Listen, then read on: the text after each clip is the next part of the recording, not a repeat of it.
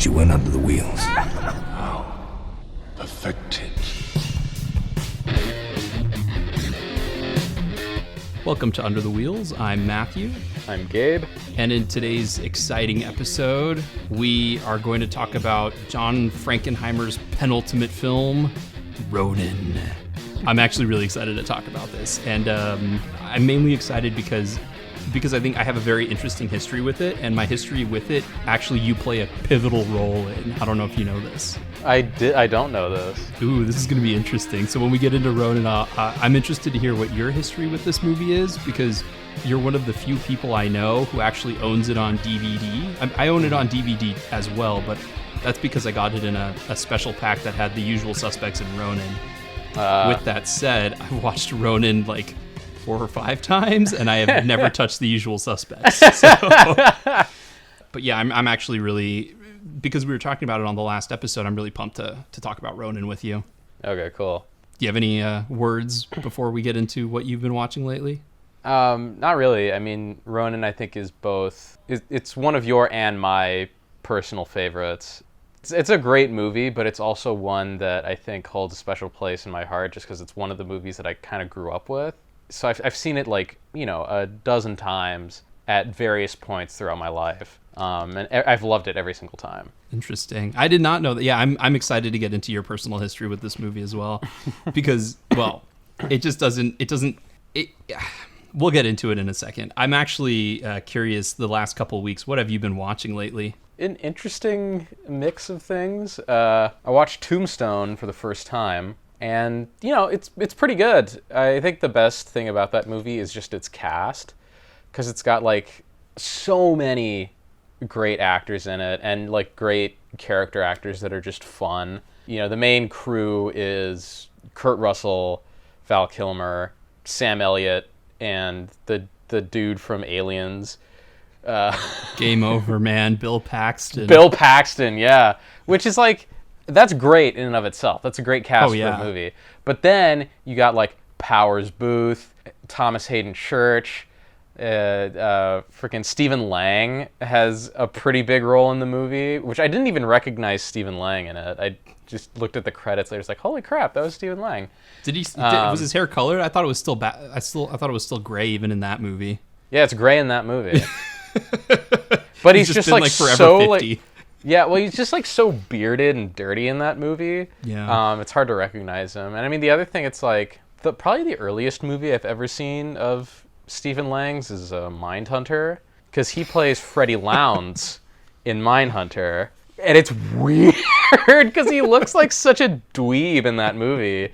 He looks like Stephen King or something. I could see that. Yeah, it's a far cry from like the grizzled old tough guy Stephen Lang that we all know and love. And just for context, Manhunter has been... I mean, the novel Red Dragon has been adapted at least 3 times now. And, first one was Manhunter in the 1980s, adapted by Michael Mann. Mm-hmm. And then there was the more recent one adapted by Brett Ratner. Which apparently is pretty good. I've seen bits of it, and it's like, whatever. But Philip Seymour Hoffman plays Freddie Lounds. So people thought that Stephen Lang was so weird and gross that he played a character that someone later deemed Philip Seymour Hoffman a good choice for. And then, I don't know, I think they changed Freddie Lounds to a woman in the Hannibal TV show, because they adapt Red Dragon again for the Hannibal TV show. Oh my god, really? Yeah. But yeah, so like Stephen Lang is in Tombstone. Who's the guy Michael who looks Biehn. like Marlon Brando, but who's bald Oh. now, but wore hair back in the 90s.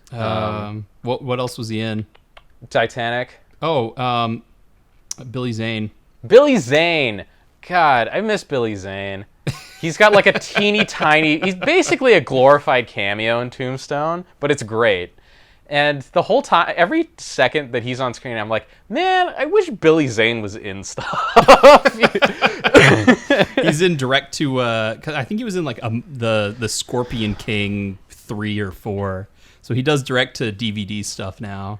Yeah, it's keep those a checks coming in. shame. it sucks because he's a good actor and he's like very charismatic, but he's just no one. I guess no one gives a shit. It's like, you're bald, pal. Go away. He got a role for playing like creepy guys for a while. I don't know if Titanic helped his career or sunk his career. It probably sunk his career because he was in a lot of cool stuff before Titanic. Yeah. He also just never made it to leading man stuff because he tried, like, because I think you watched The Phantom recently, and Billy Zane starred in that, right? Was that you who watched it recently? I saw The Phantom. I saw like 10 seconds of The Phantom on TV 15 years ago. I think he's the main character in that. That's awesome. Yeah. I mean, he's like a romantic lead type guy in season 2 of Twin Peaks. Although that's when he was a bit younger. But yeah, it's just like he's got like a cameo in Zoolander.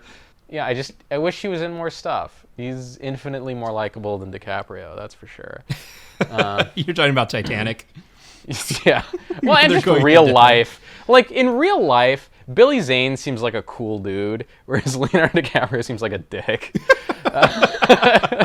Especially when you read about like the shenanigans that he and his pals got up to. Oh yeah, especially with him and Tobey Maguire. Oh gosh, yeah. You saw Molly's Game, right? No, but I know Michael Cera's character is supposed to be Tobey Maguire. He's a composite character, but yeah, he takes many leads from Tobey Maguire. But wait, quick story on Leonardo DiCaprio.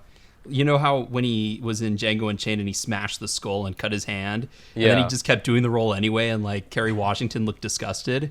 Mm-hmm. I'm pretty sure it's because of all of the like STDs that could also transmit through blood and saliva that's on his hand as he's like wiping her down.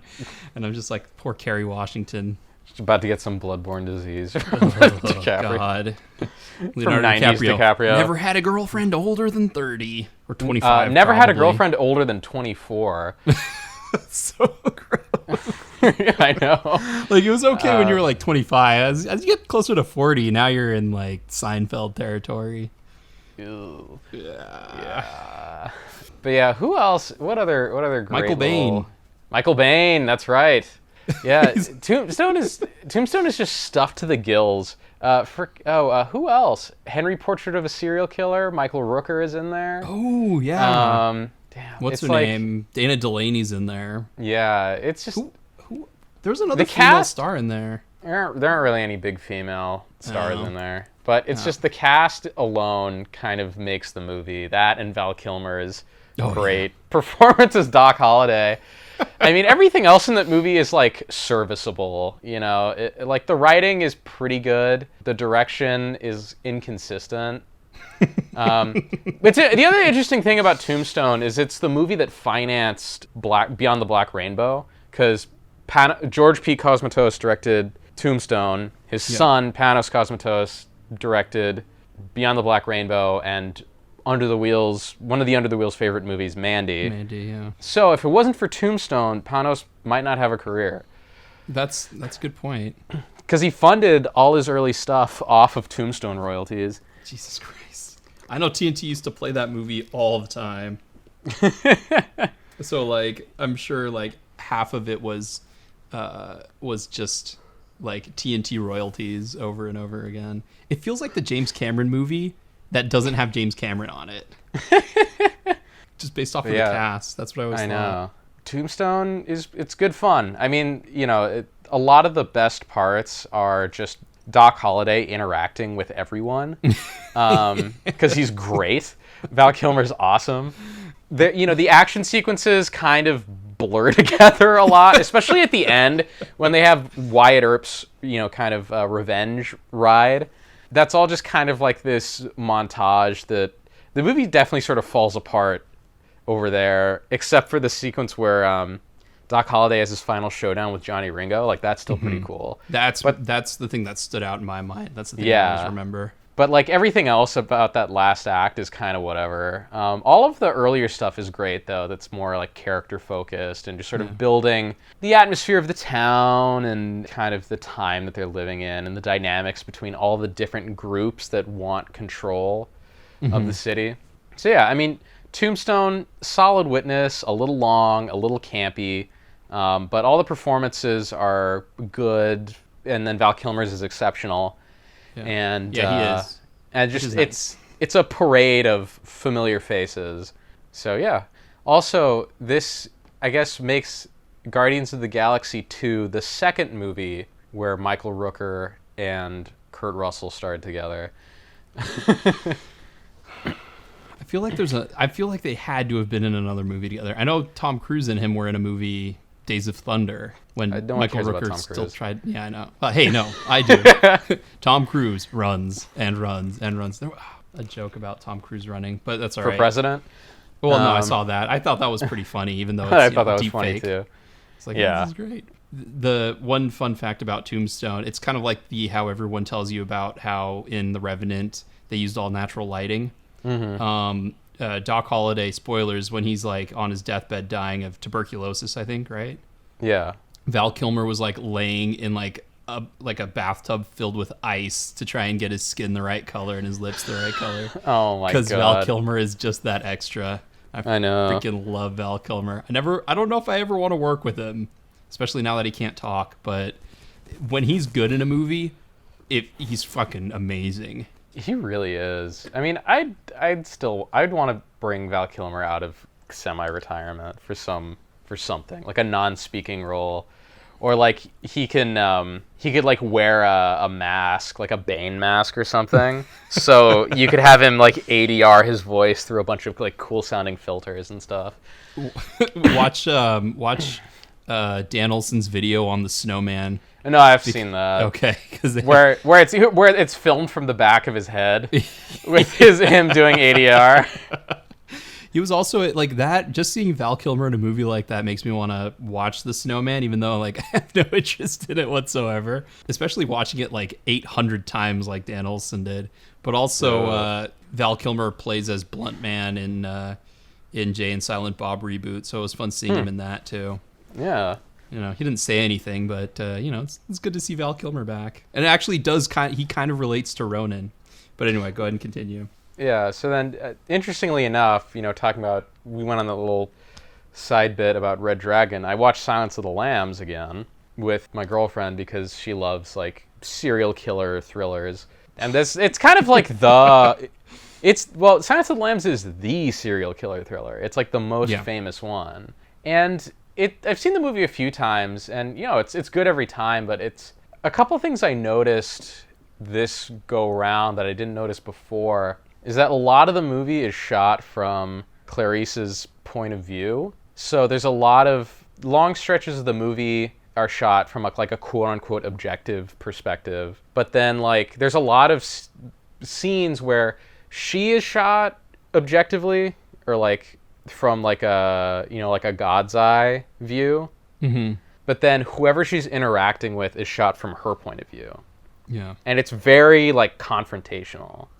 Which I thought was interesting because it gives you this sense of like she's a woman in a man's world. Like everyone she interacts with is men, and she's always has this feeling of being like watched or under attack in some way. And she constantly has to have her guard up, and you really feel that with the way that her dialogue scenes are photographed, which I thought was really interesting because it's like when she talks to Jack Crawford, he's kind of an authority figure that she looks up to, but like his intentions may be questionable, and you see that the way he's shot when she looks at him.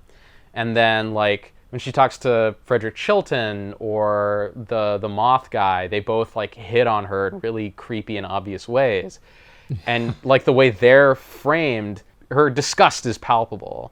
Or like when she looks at Hannibal Lecter, her kind of awe-inspiring fear of him is palpable the way he's framed. And it's so on and so on with like a lot of the people that she speaks to in the movie. And I just thought that was really interesting. And I think it plays into the larger themes of the movie because I think in a lot of ways the movie is about like the horrors committed against women by men. Yeah. Because, like Clarice, the main character, is constantly harassed, dismissed, or just kind of treated strangely by the men she interacts with, whether it's people hitting on her or like the small town cops being like, who the fuck are you coming into our town trying to help us with this murder? Like, go fuck yourself. Like that kind of very dismissive attitude that she gets from them. And then, escalating that, like Hannibal Lecter, who became, his whole claim to fame was, killing and devouring female college students. And then taking that even further, you have Buffalo Bill, who skins women so that he can become one. Yeah, Ted Levine. Oh, I love Ted Levine. He's great. Yeah, he's... I mean, I know, like, it's weird watching him in this and then watching him as, like, the police chief on Monk. It's funny, because I've been watching, like, I've been going through and watching Monk, like, from season 1 on, because it's extremely nostalgic for me. But I've also, you could even say it's weird seeing Ted Levine in Silence of the Lambs and then immediately watching him in Heat, because it's the same sort of, like, shock. But, I mean, Ted Levine, he still played weird roles, because he was in, he has that memorable cameo in Shutter Island. I haven't seen Shutter Island. Oh, he's in it, and he has a very memorable cameo in it. Well, that's cool. Yeah. I mean, I think... He's great. I mean, Anthony Hopkins, all the performances in the movie are really good, Anthony Hopkins being the most famous for obvious reasons. Right. But I think the most interesting performance is probably Ted Levine. Yeah. Just because he has to go so far out for his character, whereas, Hannibal Lecter he's like cool and creepy and disturbing and gross and all that shit. But, he's still very, like, it feels like an Anthony Hopkins prestige performance, at the end of the day. Yeah, he brings the level. It's, I think, the mix of, like, creepiness and charisma, which is why Hopkins won, whereas Levine is just kind of, like, creepy. Yeah, well, it's also just, like, I mean, Thomas Harris is obviously very well read on a lot of this stuff because it's the subject of almost everything he's written. Right. But, I mean, the way Hannibal Lecter's written in his books, from my understanding, and the way he's written in these movies, he is like this fantastical, larger-than-life character. He's disgusting and horrifying, but also charismatic and charming and all these different things. Whereas, like, Buffalo Bill is a real serial killer. He's this creepy, bizarre weirdo that is more in line, I think, with what you would find in real life. And the way he talks is great, and his lines are just so quotable. Because it's like, Clarice finds his house and is like, yeah, did you know Francine such and such, whatever her name is? And he's like, she's some kind of great big fat person. She was a big girl, yes. Your impressions kill me. I was actually wondering how you're going to do Levine's impression, and I was not disappointed. It's actually surprisingly good, because he's got a difficult voice to emulate. It's a weird voice that he puts on, but it fits his character perfectly. And I think that's why, like, I think the other reason he didn't get much awards attention is because he's not in much of the movie. He's not. Neither is Hopkins. Hopkins isn't a surprisingly large amount of the movie. He's got way more screen time than Buffalo Bill. I think he has, 15 minutes? I don't know. But it's a decent chunk. Yeah. And he's got a lot of lines. Like, when he's on screen, he is constantly talking. Yeah, and when he's on screen, he's always the focus. Yes, exactly. But Jodie Foster won as well, right? I think she won. I think so. But yeah, it still holds up. It's still really good. And then the last movie I watched was Ice Age. Which, like, it's a fun kids movie. I loved it when I was really little and I saw it. And, like, it's still enjoyable. What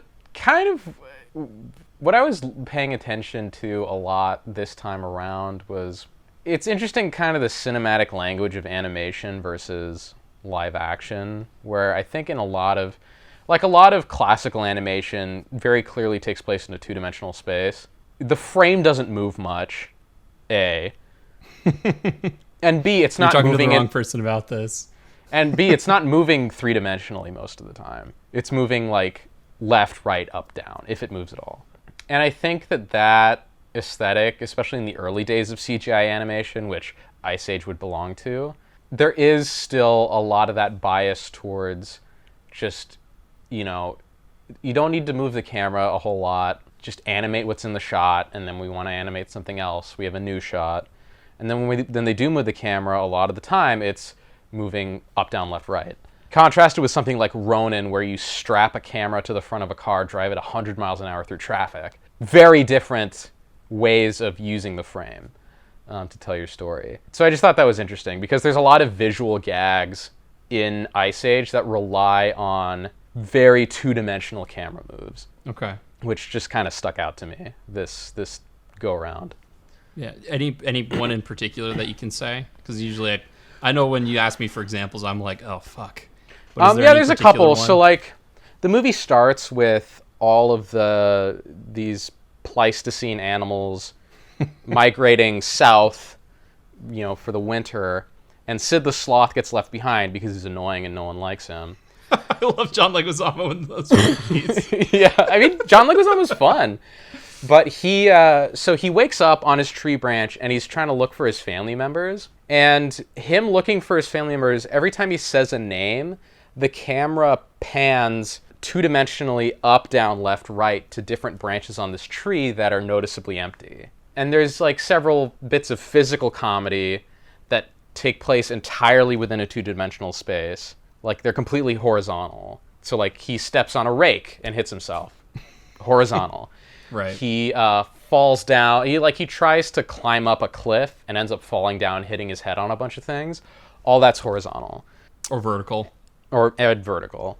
Yeah. There's a bit where they're in these ice caves and he's seeing, like, preserved animals from earlier periods of geologic time. And it kind of does that, like, evolution of man, but with Sid the Sloth. And, again, completely horizontal. Because it's like, it's just the camera's moving from left to right, and the frame is slowly getting bigger.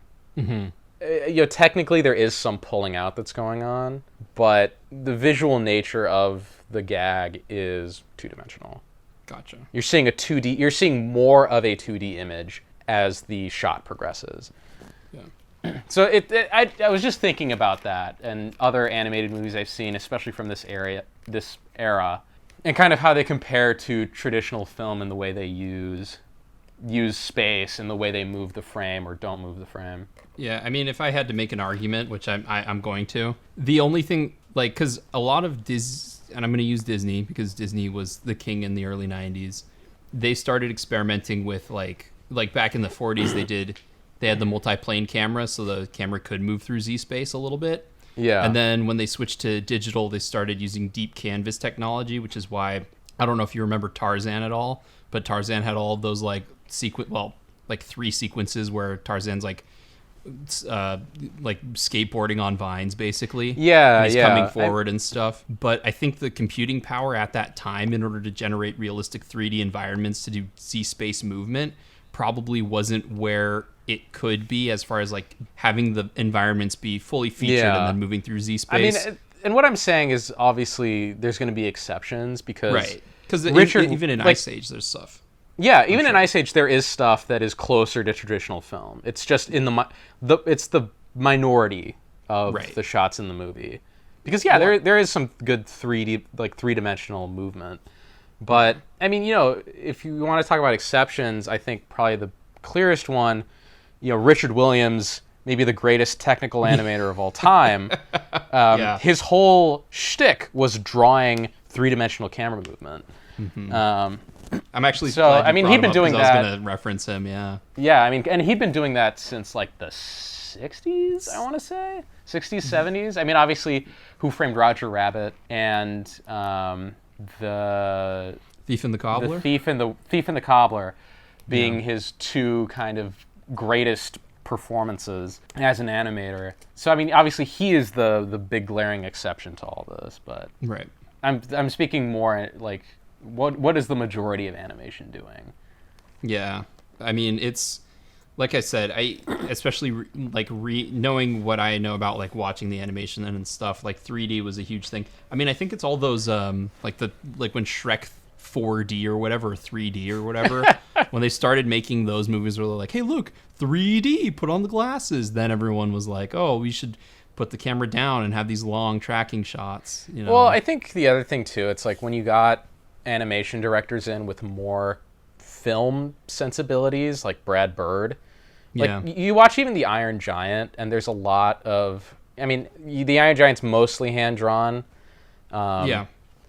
There's a lot of stuff in there that's designed to mimic like crane shots and things like that you would see in live action. So I think more people like him getting into the animation space help push the medium forward. I also think that a lot of what Pixar and DreamWorks have been doing technologically, especially working with folks like Roger Deakins, has pushed it forward a little bit. So now we're definitely in a space where aesthetically animation's looks a lot more like film in terms of how the shots are constructed and how it's edited. So what have you been watching lately? I'm still like in animation mode here. 2 movies to talk about. The first one, Outrage Coda, which I was really looking forward to. Ooh, that's your boy Takashi Kitano, right? It is, yep. The Outrage trilogy is the strangest trilogy you'll ever watch. I don't think there's any trilogy that's weirder than this one, just from like a narrative point of view. Are you familiar with any of the movies? Not really. I'm just trying to think. Like, could it be stranger than the Dead or Alive trilogy? The Dead or Alive trilogy? The Dead or Alive trilogy, all directed by Takashi Miike. With the first movie being completely bonkers to the point where I'm not even sure if I want to watch the other 2. Are they all called Dead or Alive? I think so. Or is it a connected theme trilogy like the 3, like the Cornettos and Death trilogy or whatever? I'm pretty sure they're all called Dead or Alive. But I go, yeah. Dead or Alive 2: Birds, and Dead or Alive 3 Final. All were released about a year or 2 apart from each other. You know what, now that I'm thinking of the Outrage trilogy, I'm thinking it might be very similar to the Pusher trilogy. And the Pusher trilogy might be the strangest one, actually. Because at least Outrage trilogy is connected it's connected by theme and also by one character. But that's where it's weird. Okay, go on. So the Outrage trilogy, Beat Takeshi plays one of the characters in the first Outrage movie, who he's supposed to be a minor character because he wanted to try and change it up, make a movie about multiple main characters doing things, and his character was just one of the many characters in that. Okay. And at the end of the movie, spoilers, quote, he dies. But then in Beyond Outrage, they bring him back. They say, oh, he didn't really die. And he is the main character in Beyond Outrage. So like everything kind of focuses around him and one other guy. Okay. And then in the third movie, he is in it, but it's kind of like back to the first movie where it's about this whole family, but this whole family kind of like trying to interfere with him. So he has like his own side plot that's loosely connected to the movie, but it's really about all of these other family members. So that's what I mean. Like you're not supposed to get invested in him in the original Outrage movie. Then you get really invested in him in Beyond Outrage. And then in the last one, it's just like, oh yeah, he's here doing stuff.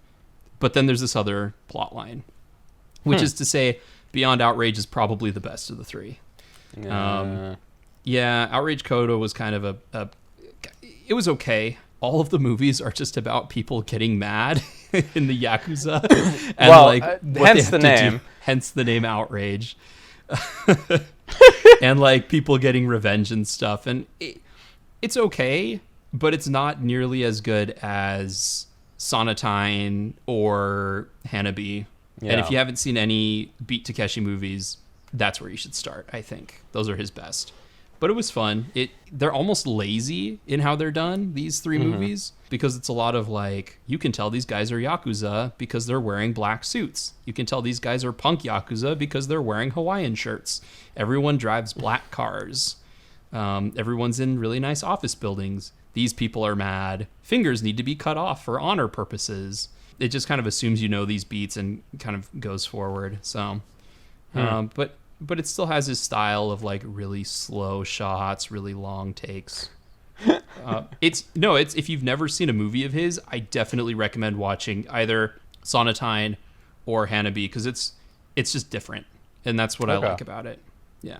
And then the other movie I watched aside from a lot of Monk, the other movie I watched was The Killers, the 1946 Robert Sidomak movie with Burt Lancaster. Oh, based on the incredibly anticlimactic short story by Ernest Hemingway?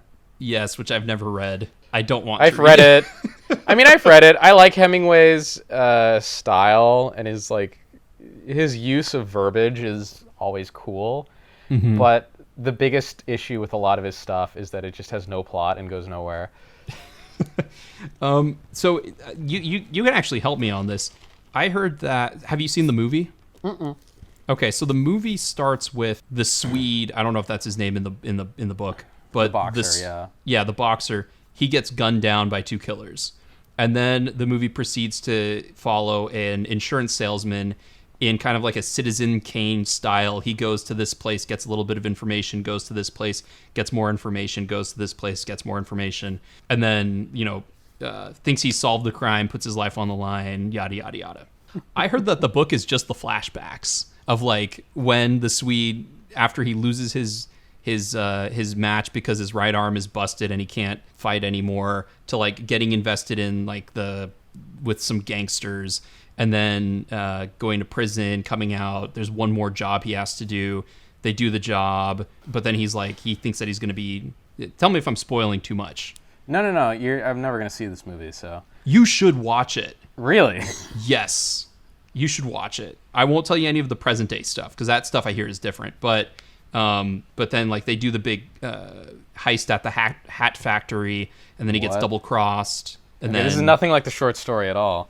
Oh God, then you should watch the movie. Okay. But I hear because I'll read the short story sometime. No, here's in true to Hemingway. Yes. Here's the entire plot of the short story.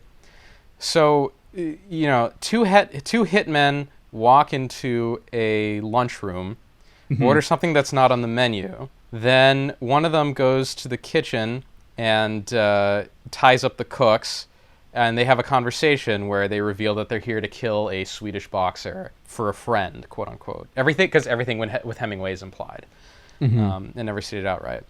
The Swedish boxer never shows up, and so the two hitmen leave. Then one of the cooks goes to a boarding house where the Swedish boxer is staying and warns him. And the Swedish boxer then says, like, don't worry about it. There's nothing that can be done, really. And then the cook decides to leave town. And that's it? That's it. You should watch the movie. It's amazing.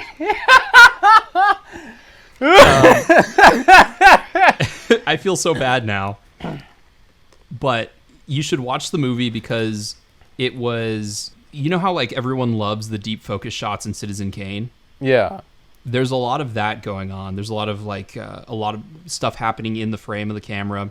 The plot itself is like the actual events are kind of ghoulish and serious, but the whole movie almost has this like winking camera, or winking to the camera. This is film noir. This is a detective story, but instead of being like deadly serious and morbid, we're like kind of having fun with it. And there's a scene, the robbery scene is all done in one take. It's a giant crane shot, and it's amazing. Wow, this sounds so much better than the short story. Oh, it's really good. It feels a little long, but it's totally worth it. Like, okay. I saw it for the first time in film class, and I was obsessed with it because, on top of having amazing cinematography and like what's her name, Ava Gardner's in it, and Ava Gardner's hot. It also has just fantastic use of shadows and light, and like the play of light and shadow, and it's fantastic. So if you haven't seen it, if I had to choose between watching Citizen Kane on a loop for the rest of my life or watching The Killers for a loop on the rest of my life, I might lean towards The Killers, just because like Citizen Kane didn't really have any suspense, and there's one suspenseful scene in The Killers that is just like, mwah, it's like, oh my god, this is so good. So okay. And you'll probably recognize some of the cast members from other movies, other classic movies that you've seen, aside from Burt Lancaster and Ava Gardner. So interesting. Yeah, but that's really all I wanted to bring up. If you haven't seen The Killers, watch it, and if you haven't seen Outrage Coda, you can skip it. Because you'd have to watch Outrage and Beyond Outrage to understand what's going on in Outrage Coda. Wait. Yeah.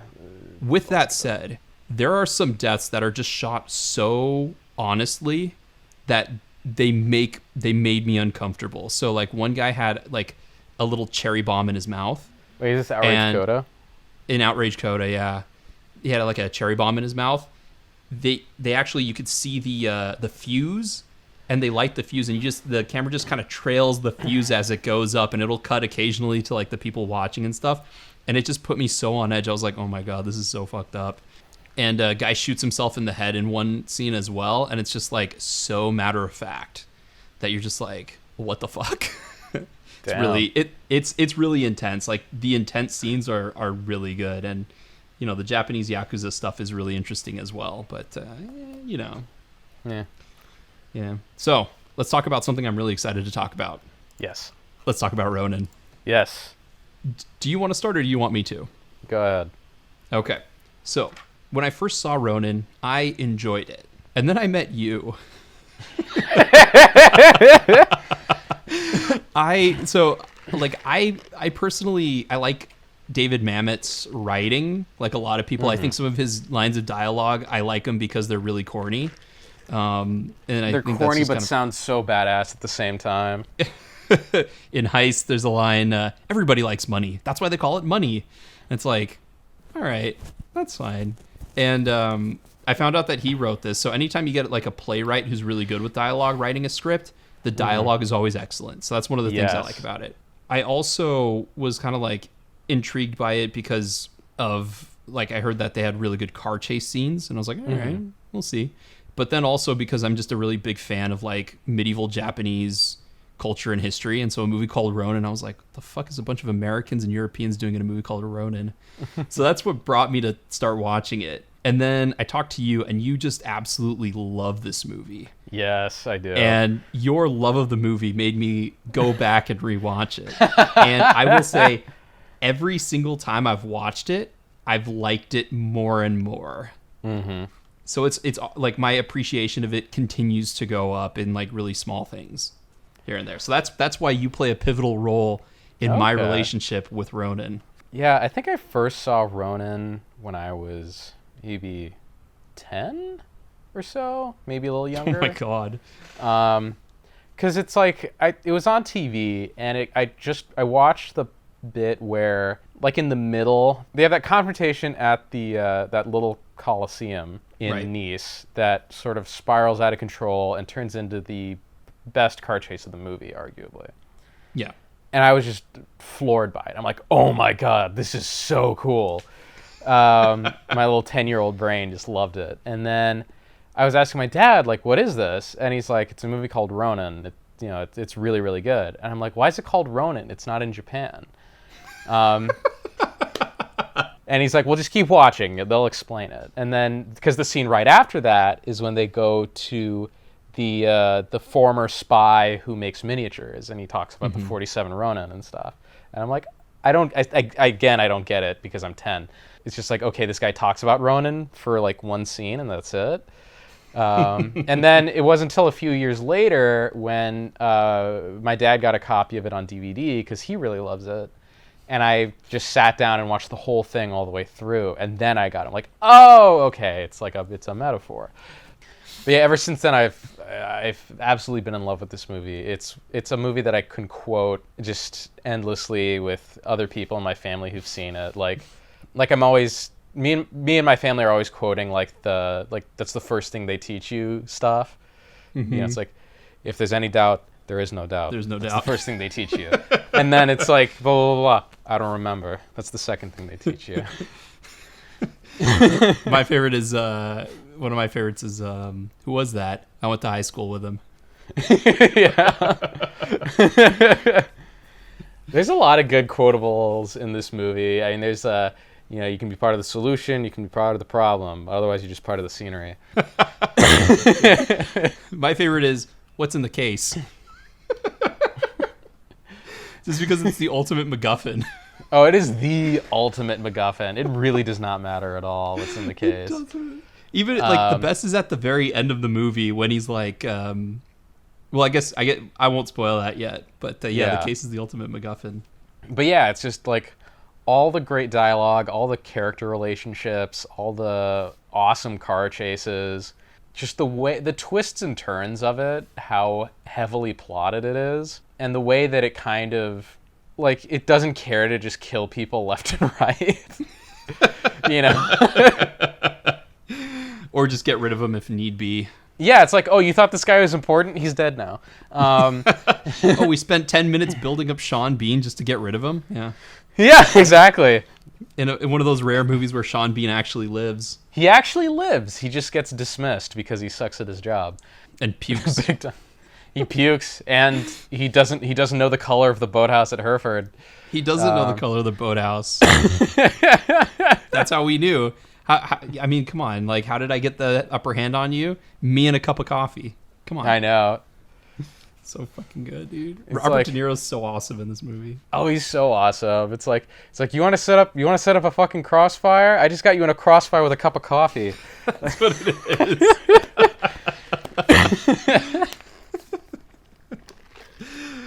A man in a wheelchair. I mean, it's also like, because I saw it when I was so young, it was the first movie I had ever seen with Jean Reno, Jonathan Pryce, or Stellan Skarsgård. Yeah. So it was my introduction to all three of those guys. This movie's got a stacked cast. Very stacked cast. I had already, seen Robert De Niro and Sean Bean and other stuff because I had seen Lord of the Rings. And, I'd seen Lord of the Rings. Meet the Fockers. Yeah, like Meet the Parents or something like that. So it's like I knew those. I knew who those two were. But yeah, thank God for the Irishman, man. Jesus Christ. But yeah, man, Ronin. I've liked that movie a good portion of my life, and it still holds up as being fucking awesome. Oh yeah. Also, I didn't. There's like that. There's a weird noise they play every time that, especially every time Seamus shows up.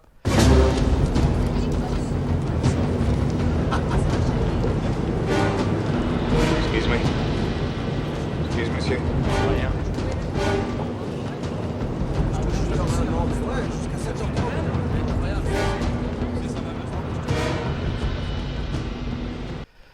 Where I can't imitate it, but it's like a non-musical audio cue that I think was really popular in the 90s. I'll see if I can find audio of it. Okay. But they really I can abuse rip it it from in the this movie. movie. Yeah, probably. I'll see if I can. They really abuse it in the movie, though.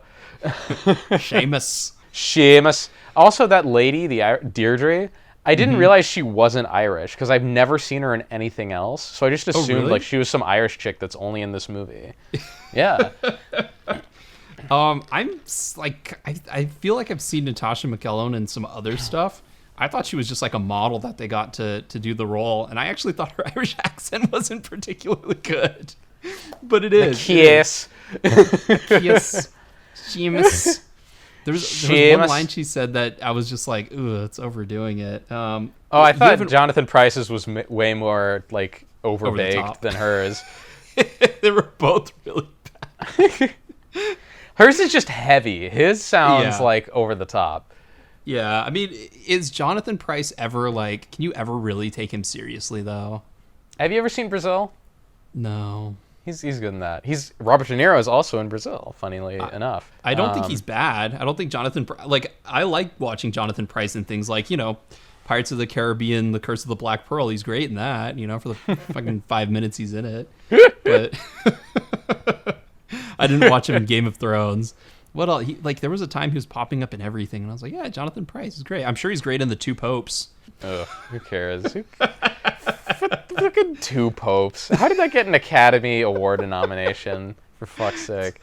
It's like the what is that one movie that beat out The Social Network that I hate? The King's Speech. It's like The King's Speech. It's telling a really like dry story, but with like handheld cameras and like documentary style footage. I know. Like, what the hell? Speaking of like movies that should have won awards, freaking Ronin. I don't understand how it got no Academy Awards, especially nothing for Best Editing. Yeah. Because it's maybe one of the best edited movies I've ever seen, just because, it's a spy movie about, after the Cold War, all these spies and soldiers no longer have a purpose. So, like Metal Gear, they become mercenaries in search of a cause, Yes, before Outer Heaven there was Ronin. Before Outer Heaven gave them a purpose again.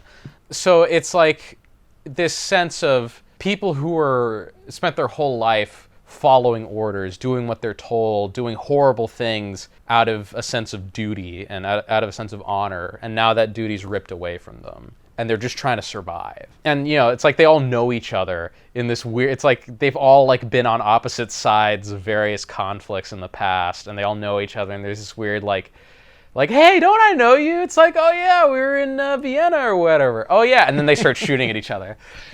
Which I love. It's this great template for a cool, like, twisty, turny thriller with a lot of tension, a lot of great character moments, a lot of great dialogue. It's all a lot of very subtle character moments. But the centerpiece is the car chases. Because this is a John Frankenheimer movie. And, you talk about, like, innovators in the history of car chases. John Frankenheimer and George Miller are probably the two big names. Because for the longest time, you had stuff like, people were raving about car chases like Bullet, where it's just you lock the camera down on a tripod and have a car drive by it really fast. Well, and then Bullet was also done, and it was done like on the streets and yeah. Done on the streets. I mean, and then you had John Frankenheimer come along with Grand Prix and say like, what if we put the cameras on the cars and then drove them like we were actually in Formula One race? Yeah. And everyone's like, holy crap, this is amazing. And George Miller just took that one step further with Mad Max. He's like, okay, what if we put the cameras not just on the cars, but inside the cars while all this crazy shit's happening? Just in the same way that Mad Max Fury Road is the accumulation of all the technical tools that George Miller has built up over his life making car chase movies, I think Ronin is the same thing for John Frankenheimer. Where like everything, all the innovations he's made and that other people have made are now synthesized into this perfect technique of making a car chase. And he has two fantastic car chases. He's got three, to me, because they have the one at night as well. They've got the one at night. They've got and each one builds. Yeah, the it's night a bit of a one lesser take one. Long. Yeah, but it's still in there and it's still great. Like none of the car chases are bad. Yeah. And one of them even starts like they have no music just to show you like how amazing the car chase is. And then they build in the music at the end. So they have a whole section of one that they could just lift out of the movie. But they kept it in because they're like, no, this is that good. Yeah, it's amazing. And the amount of technical skill required to pull this off is just something else, because you hear stories about how they had, dozens or even hundreds of cameras set up around Paris and Nice to catch these cars for like a hot second as they drive by. And then you have cameras mounted on the cars and in the cars and on cars near the cars. So you're getting all these different angles and it's all edited so effortlessly. And that's what I think is so astounding about this movie and why, the lack of attention the editing got during awards seasons back in the 90s is so shocking, is that the editing that they have to do to construct these car chase sequences is so absurdly complicated, but it feels just breezy and effortless and simple. And I'm still mystified how they were able to do that. I know. I wrote a note here, a master at the top of his game, very clearly. Not to derail this too much, because I'm going to bring it back to the car chases, but it's funny that the movie just before this one that Frankenheimer did and just after this one that Frankenheimer did, both horrible. Because he did The Island of Dr. Moreau with Val Kilmer, where Val Kilmer was supposed to play David Thewlis's character, but Val Kilmer threw a hissy fit, and so it was just a shit show. And then he did Reindeer Games, which I've never seen. Notoriously terrible movies. Right. That's its era. Like it almost destroyed Charlize Theron, Gary Sinise, and Ben Affleck's career, and it was the last movie John Frankenheimer did before he passed away. Yep. So, not great. So it's amazing that we have this snapshot of like he didn't make a great movie until boom, he made a masterpiece. And like he could have just stopped here and his career would have been perfect. Well, not perfect because he's got a lot of duds in there, but like everything that he is known for, car chases.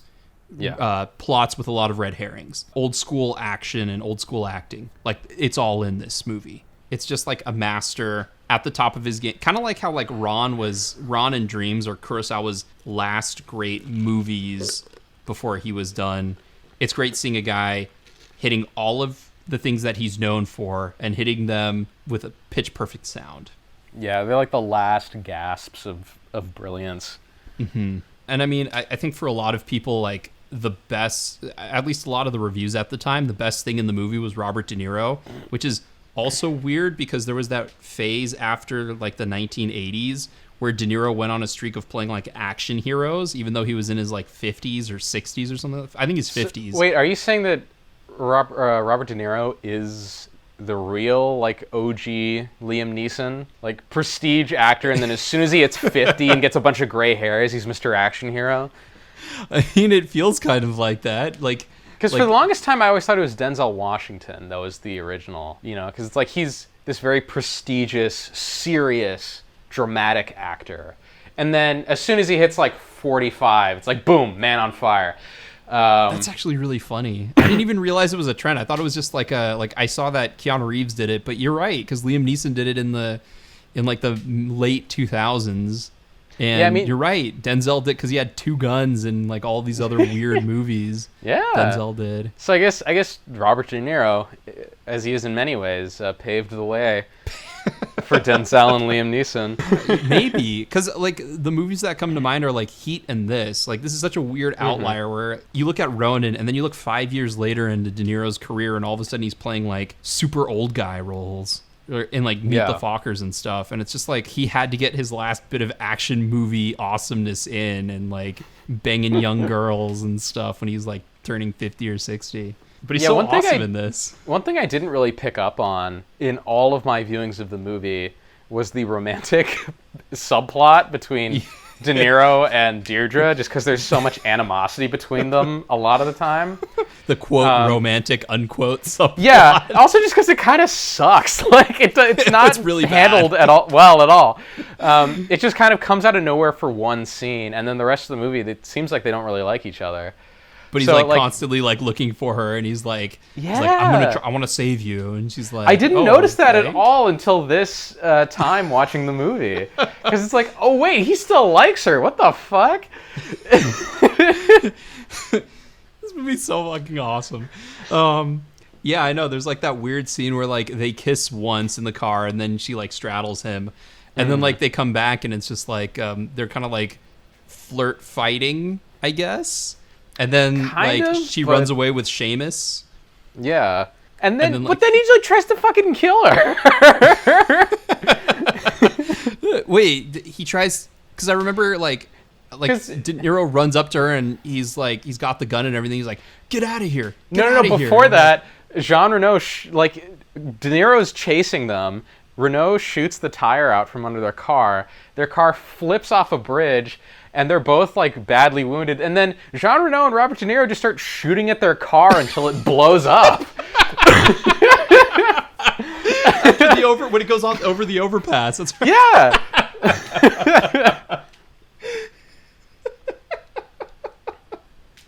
Oh, that's right. Yeah. It's poorly baked in, but then again, David Mamet's not exactly known for his. He doesn't strike me as the romantic type. Yeah, even though he made a play that involves 4 people, 2 men and 2 women, called Sexual Perversion in Chicago or something like that. That turned into Say Anything. No, not Say Anything. Yeah, something like that. Yeah, isn't Say Anything the John Cusack? Oh, you're right. It's not Say Anything. What is it? About Last Night? That's the one I'm thinking of. With Rob Lowe and Demi Moore, and you see a lot more of Rob Lowe than you ever wanted to see, and then they remade About Last Night with like a black cast a couple years ago and moved it to LA. But yeah, it's all based off of like Sexual Perversion in Chicago or something like that, which is a David Mamet play about relationships, I guess. I don't know. I guess. I don't know. David Mamet's a weird guy, and the reason we bring him up is because he basically rewrote. I want to say he rewrote like the entire script. I don't know if that's true. I've heard stuff along those lines that his rewrites were pretty major. Yeah, I think he rewrote a lot of the, like, I'm going to go out on a limb and say the most memorable lines in the movie do not belong to J.D. Zayek, who came up with the story. I'm going to guess that the majority of the memorable lines came from David Mamet. I would venture as much. How much Mamet exposure do you have? Like, were you an ardent watcher of The Unit?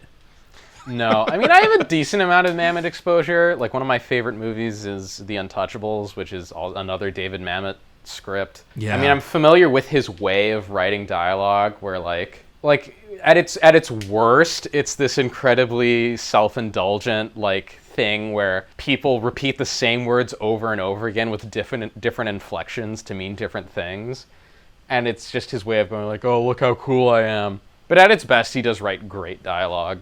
I've seen, the famous "coffee is for people who close" monologue from Glengarry Glen Ross. And, a handful of other things that he's written or gotten his hands on in some way, shape, or form. And he's also got that... I've seen the commercial for his masterclass thing. Yes. And... Bibbidi-bobbidi-boo. That's one of the... I mean, I always had this image of David Mamet in my head talking a certain way. And I was very happy to see that advertisement because he sounds exactly like I imagined how he would speak. Like on our last podcast, I was talking about how, when I was a kid, I used to like idolize Jackie Robinson, and then I was so disappointed when I heard his voice because he sounds like a total weenie. And then David Mamet sounds exactly like how I imagined David Mamet would sound. He's like, all I need is a sheet of paper and a pen. And I'm going to write some dialogue, and it's going to take place in one room with 2 chairs, and that's all I need. And I'm like, oh, yes, this is definitely the guy who wrote Glengarry Glen Ross. A story needs to have a beginning, middle, and end, preferably not necessarily in that order, which is what Jean-Luc Godard said, but that's why French films are so fucking boring. I know. But, like, his dialogue a lot of times can be really good, but it sometimes has this tendency to, like, trend into just gobbledygook garbage, where it's like, hey, you said you wanted to talk to me. No, I said I wanted to speak with you.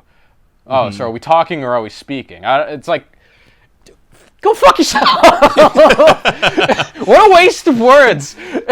For me, a lot of, like, if I were gonna, like, mock his dialogue at its worst, it's... Hey, we came here to talk about the thing. The thing? Yeah, the thing. What thing? That thing over there. Over there? Yeah, that thing over there. I'm looking at the thing over there. Is that what we're talking about? Yeah, we're talking about that thing over there. Like, that's like David Mamet dialogue at its worst. And I think that's what a lot of people get from when they watch, especially, like, the movies that he directs. Like, sorry to derail this. I'm bringing it back to Ronin, don't worry. But, like, the movies that he directs, when they talk in the Mamet speak, it's like, they're like, that thing over there, that thing, the thing, that thing, where it's like, people don't talk like that. No, they don't. That doesn't sound very good. And like Val Kilmer's even said in Spartan, he's like, why did Mamet use all of my bad takes? He used all the worst takes. And I'm like, yeah, I can see that happening. I can see they're the most Mamet-esque takes. They sound like the way, that I'm talking, that way, the way that I speak. But for me, Mamet at his best is like when you're watching Ronin, all of the things that are inferred or like kind of left open-ended, like Deirdre will say something like, "All right, we've got all of the preliminaries lined up. Like, where did you start? Where did you get started?" And De Niro will just cut her off and be like, "What's in the case?"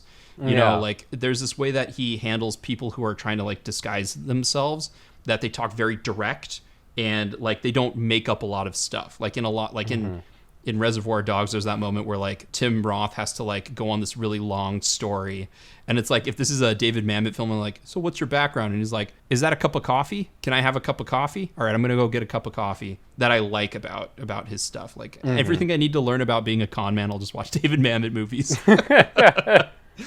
Yeah, that's the thing. It's intertwining with sort of the broader themes of like loyalty and honor and duty. All these characters are without any sort of master, so to speak, except De Niro, who secretly is still a CIA agent. Right. Spoilers. Yeah. I guess we'll start spoiling the movie from now on. Yeah. I mean, yeah.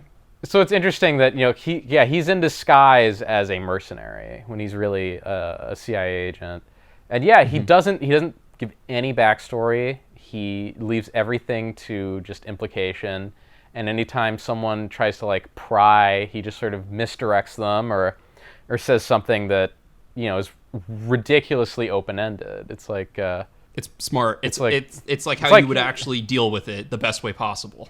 Yeah, exactly. It's like, how did you know there was an ambush? If there's any doubt, there is no doubt. The first thing they teach you. It's like, the first thing who teaches you? What's the second thing they teach you? Or no, it's like, who taught you that? I don't remember. It's the second thing they teach you.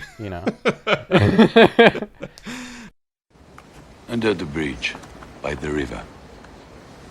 How did you know it was an ambush? Whenever there is any doubt, there is no doubt. That's the first thing they teach you. Who taught you?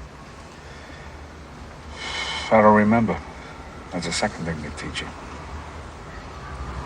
And to that note, I love the way that, like, out of all of the characters, I think the person you learn the least about, but you know them, but you have a feeling for the most about, is Vincent, right? Yeah. Because we never actually get into his backstory. Like, who does he work for? Why does he work for them? I just kind of assumed he was a mercenary. He was like, yeah, you have no idea at all. and that's one of the things I love about this script is, like you were talking about, the editing is fantastic. I also love that the movie does a lot of show not tell, one, and expands out the universe, like expands out information, but still keeps it incredibly sparse. Yeah. Because like you, in the beginning of the movie, you have no idea what's going on. And the movie doesn't tell you that all of these people are here to talk about a heist that they have to do in order to get the suitcase. So that, all of this stuff is like, it's revealed in a very clean way and very slowly and economically. Like, just enough information that you need to know. Well, and it's also the secret to building a world larger than your movie is through implication, right? You give something small, a small line or detail that casts a large shadow. And that shadow is the larger world behind it that that the audience can kind of imagine. And this movie is very good at that. Because it's like, there is this whole underground world of spies and soldiers and governments and terrorists and criminals and shady deals and all this stuff that is, it's only ever hinted at. You never quite see it. You just see glimpses of it. But it's enough glimpses that in your mind you can build it for yourself. And I think that makes it a lot more interesting than trying to like show too much or explain too much. Because then you risk like losing people or disappointing people or just kind of bogging down your movie. It's the opposite of a Nolan film. Here's a infographic of the entire underworld that we will spend the next 20 minutes dissecting. See, this Russian ice skater, she's actually related to this other Russian guy who's going to come in later. Vincent actually knows them, but we can't really talk too much about it. All right, we'll explain it to you anyway. Like, this is literally like the movie of, we're giving you just enough. I mean, even when De Niro reveals at the end, it's one line and it's done. Like, you don't, it's just like, she said, I still work for, I'm still it's just one line. What does he say? Like, I'm still part of the farm? Or no, he something says, like he finds Deirdre at the concert venue or whatever, and he's like, "Go on, get out of here." And she's like, "It's like, forget about the kiss, come with me." And he says, "No, I'm not. I don't give a fuck about the case. I'm here for Seamus. I'm here for your boss. I never left." And then she's just like, "Huh?" right. And then he's like, "Get out of here." Yeah. It's just like, it's amazing because like I always remember that line, and it's one line, and I don't remember the line, but I remember that piece of information. It's and just how so fast and so direct and simple. Oh, it's so great. It's so smart. I know, and I think that's also like why it has that kind of an impact where you're like, whoa, just because it's this very intense moment, and he just very quickly says, I don't care about the case. I'm not here for the case. I'm here for your boss. And she's like, what? I'm here for Seamus. I never left. It's like, I was never a mercenary. I'm with the CIA. Because like it implies so much, just that small handful of words. And it explains so much as well. It explains his entire character and how he kind of behaves throughout the story. Mm-hmm. And all of the little things that don't quite make sense if he's supposed to be a mercenary, like how he finds his buddy who can track phones outside that restaurant, it's like, even though he told him that he's left. I know. Well, I think it's part of the game, Yeah. How do I get to the mill? What is the mailbox? How do I get to the post office? It's like, oh, hey, how did you know I speak English? Oh, you got an English newspaper. I was like, oh my God, he's Monk. Like, oh my God, there's so much. Let's talk about Vincent. Let's shift gears. Let's talk about Vincent, because there's a lot to talk about in this movie. So there's Vincent, there's Stellan Skarsgård, who, like, coming off of Good Will Hunting, or I guess they were the same year. It's like Good Will Hunting, he was like this like weird mathematical genius who hits on women using math logic. And then like he goes to like basically like Robert De Niro, like a younger version of Robert De Niro, but for the KGB and Germany in this. Yep. And it's just like, man, Stellan Skarsgård's incredible, and like continues his streak of playing like really weird guys, weird and kind of creepy guys. Because I wonder if he is a weird and creepy guy in real life. Maybe. Yeah, because there's that whole interlude where he tries to sell the case to that Russian, and the Russian guy has like this weirdly pursed face, and he drinks espresso out of the world's tiniest cup. Which I always remember as being hilarious. And then, they go to that park, and Stellan Skarsgård is going to shoot a kid to show like how little he gives a fuck about human life. And the guy's like, whoa, like, calm down. And then they have that standoff, and then Skarsgård just blows the guy's brains out. He's like, I don't even know her, but I was ready to kill her. I don't like you. Imagine what I'd be willing to do. And he's got like that really like soft but sinister voice with those glasses, because he looks like he's doing all the technology stuff, and you're like, oh, he's got fast reflexes, but he's really looks like a complete nerd with like his watch, even though his watch is like a super expensive watch, which by the way, the watch game in this movie is fantastic, but he's got that watch that looks like a nerdy watch, but it's actually like a very expensive like Gucci style watch, even though it looks like a calculator watch. And he ends up being like the most lethal and deadly of them all, aside from freaking Robert De Niro. Yep. God, this movie's so awesome. All right, I'm sorry. But yeah, unless you want to talk more about good old what's his name? Gregor. Yeah, Gregor. We can talk about Vincent for a bit. We can talk about Vincent. So I wasn't super familiar with Jean Reno. I've seen him in, I think, The Da Vinci Code, and then I had watched this, and I was like, oh man, he's cool because he's a good guy. Oh, it's nice seeing him as a good guy, because I think most of what I watched him in, he was a bad guy. Yeah. But he's awesome in this, and I know one of the main things that makes the movie work is the fact that like De Niro and Jean Reno don't know each other as characters when the movie starts, but then by the end, you really buy that they're like good friends. Yeah. And that's one of the things that made the movie work. And it's also one of the best things about the movie. Yeah, I mean, it's... Arguably. I think it's also, like... I mean, it's one of the best things about the movie is their friendship.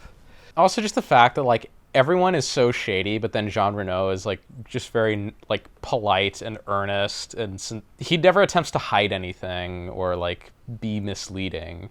He's just himself. That's true. And he never like puts on a front, and he's never sinister. He just seems like this good dude who happens to be like some super spy that just got caught up in all this somehow. Well, see, I didn't think he was a spy. I thought he was just like an enforcer or a gangster type person. I thought he just worked for the underworld, but wasn't like a French spy or anything like that.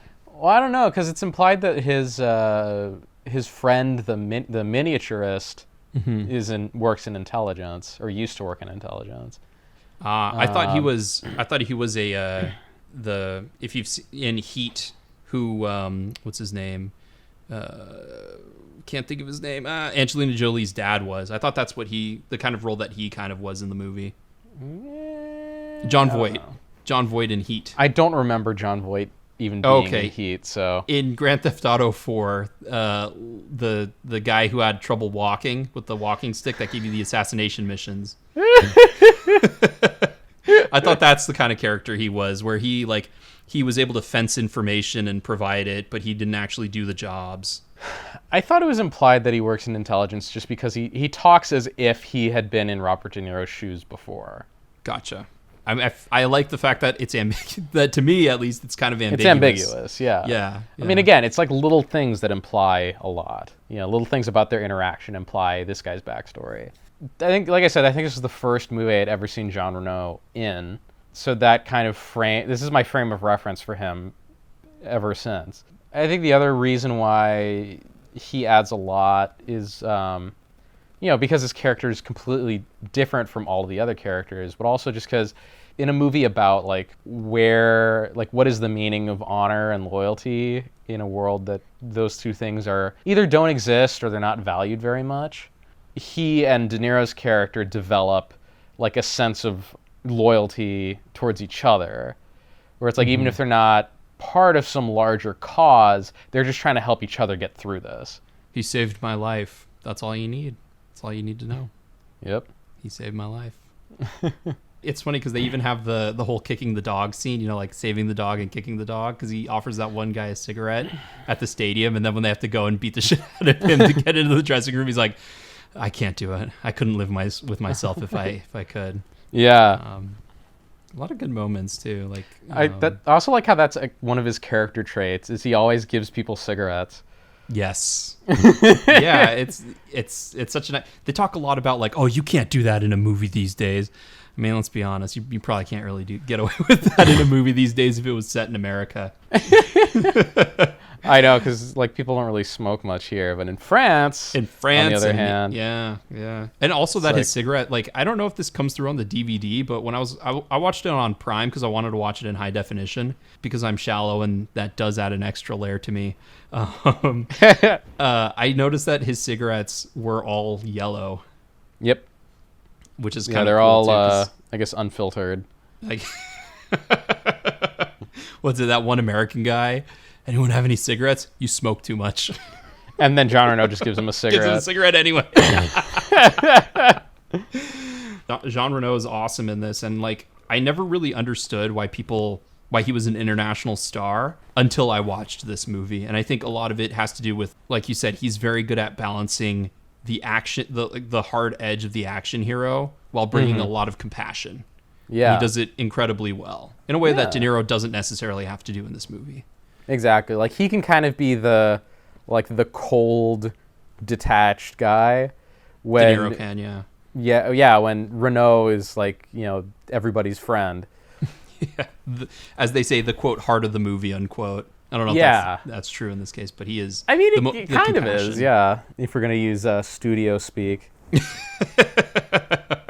The one other thing I like a lot about this movie, and Christopher Nolan will also back me up on this, is the fact that it doesn't look like they used a lot of special effects.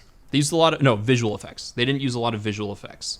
Obviously, they wouldn't have to at the time because computers to replace stuff wasn't as big in 1998 as it is now. Even so, this goes to the car chases. This goes to the sort of grainy footage throughout the movie. This movie feels, and it also even goes to we were talking about Roman Holiday and how it felt like it was just a giant tourist video. It kind of has the real feel of shooting on location, taking advantage of all the production value of that, but also the realism of a somewhat action director really knowing how to use his environments well. Because I think the movie just has a very tactile feel. Everything feels incredibly realistic, gritty, textured, everything like that. And part of it is the cinematography is amazing. Even the overuse of wide angle lenses in close-ups, it's very jarring and it makes everyone's eyes look super round. But I do love that everything feels like it was realistically done. All of the action feels authentic as opposed to fake or force like a movie. Yeah, I mean, I was reading some stuff about John Frankenheimer's kind of thinking going into this movie, and he said that he wanted the movie to stylistically be hyper realistic, more realistic than realism. Yeah, he tried to strip away anything that would call attention to the movie being a movie, and just try to bring it as close as possible to that feeling of you are looking at the world with your naked eye, which I think is why there's a lot of wide angle lenses. I think everything is 18 to 35 millimeters on this movie. they didn't have like digital desaturation like they do now, Right. but they processed it to have like heavy silver content in the film, very dark shadows, very deep blacks. He told the cast to wear very muted colors at all times, not wear anything like bright or flashy. And then, yeah, a lot of just practical stunt work, practical effects. Everything that could be real was real, or everything that could be physical was physical. I mean, all the Right. car chases were 100% real. They got, French Formula One drivers driving a lot of those cars. Oh, cool. I didn't know And that. and then all of the actors in the movie took performance driving courses before filming so that they could do at least a little bit of that stuff as well. I have a feeling this movie has like one of the best audio commentary tracks of any movie. Like I've listened Probably. to parts of it, and he talks about how it's a nightmare to shoot conversation scenes like at the beginning where they had like all 5 of the people. But I think he like you were saying, all of that stuff that he talks about, it's weird because this movie feels like it was done in a way like on the cheap and when people had availability in their slots in some ways. But no, they like because it just feels so easy. Though. Yeah, they did. Yeah, he makes They it look surprisingly easy. Did. He But makes that's why he's so good. that's what makes the movie so good to me too. Yeah, I agree. And it's in this, and it came out in this time of like right after this. I think movies were going in a direction of like hyper realism, or no, not hyper realism, because this is like super realistic, but like dumbing things down for the audience, over explaining, getting into like fanciful territory. And then this movie comes and it's just like, this is real. Yeah. And I mean, like we talked about on the last podcast with respect to Sean Baker, realism is at the end of the day a style. Yes. And this movie is very stylized in that style. It commits wholeheartedly to this feeling of, obviously it's a movie, so it's fantasy, and there is things that are unrealistic and implausible. Like, guns with suppressors are not actually that quiet. The fake case blowing up that close to our heroes would kill them. Stuff like that, but it's the feeling that this is real. It's all of the techniques and cinematic tricks and tools that make it feel like real life and not a movie. I will also say, like, visually to that end, it also kind of reminded me of when I watched Skyfall. And obviously Skyfall, they use a lot of CG. And it's not very realistic. And, every camera angle was, delicately chosen. But the one thing I liked about Skyfall is it felt like everything was operating on all cylinders. And I should say every department was, because like the locations looked great in Skyfall. The actors did a great job. The cinematography was amazing. The editing was great. But also the visuals on the screen, like the fashion, the locations and everything like that. It was like, oh man, everything is like high up there. And I kind of got like weirdly halfway through this movie, like I was like, you know what? All of the actors look really good in what they're wearing. I know it's a weird observation, but it like going to the budget, like even though they were trying to go for like a realistic and gritty feel, they were like, yeah, but people still got to look nice while doing it. And so I kind of like appreciated that aspect of like, oh, well, just because the movie has to be real, it doesn't mean we can't, indulge and make Robert De Niro look like a suave action hero with his freaking leather jacket of invincibility and freaking, and how like what the characters wear throughout the movie, like they actually took the time to make sure that it looked good on camera and that they, that it was functional, but also something they would realistically wear in the situations they were wearing it. Yeah, hey, and again, it's didn't cold. call attention to itself. No, just not at kind of- all. It's there. It's part of the scenery, but you don't notice it. Deirdre and her mom jeans. It's very 90s. Very 90s indeed. Yes. But yeah, like the fact that they shot on location and everything like that, and to do those chase scenes like on location in those areas is pretty incredible to me. Yeah. Well, I'm sure that's a huge chunk of the budget went to shutting down chunks of Nice and Paris. Oh my god. These car What a chases. freaking nightmare. And then again- filling them up with cars after they'd been shut down. Because they're constantly weaving through traffic and all this shit. Like a couple of times I counted the cars because I was like, all right, logistically, how tough would this be? And like some of the time it was like, oh, there's only 2 cars here. But then the one thing I also noticed was like in every single scene through the streets, there was like one stunt guy who had to jump out of his way. Like in Yep. every single section of the chase, you always notice, oh, oh, that one guy with the close call miss. Oh, that one guy with the close call miss. I was like, all right, I get it. I hope they had good insurance. Yeah. Oh my god.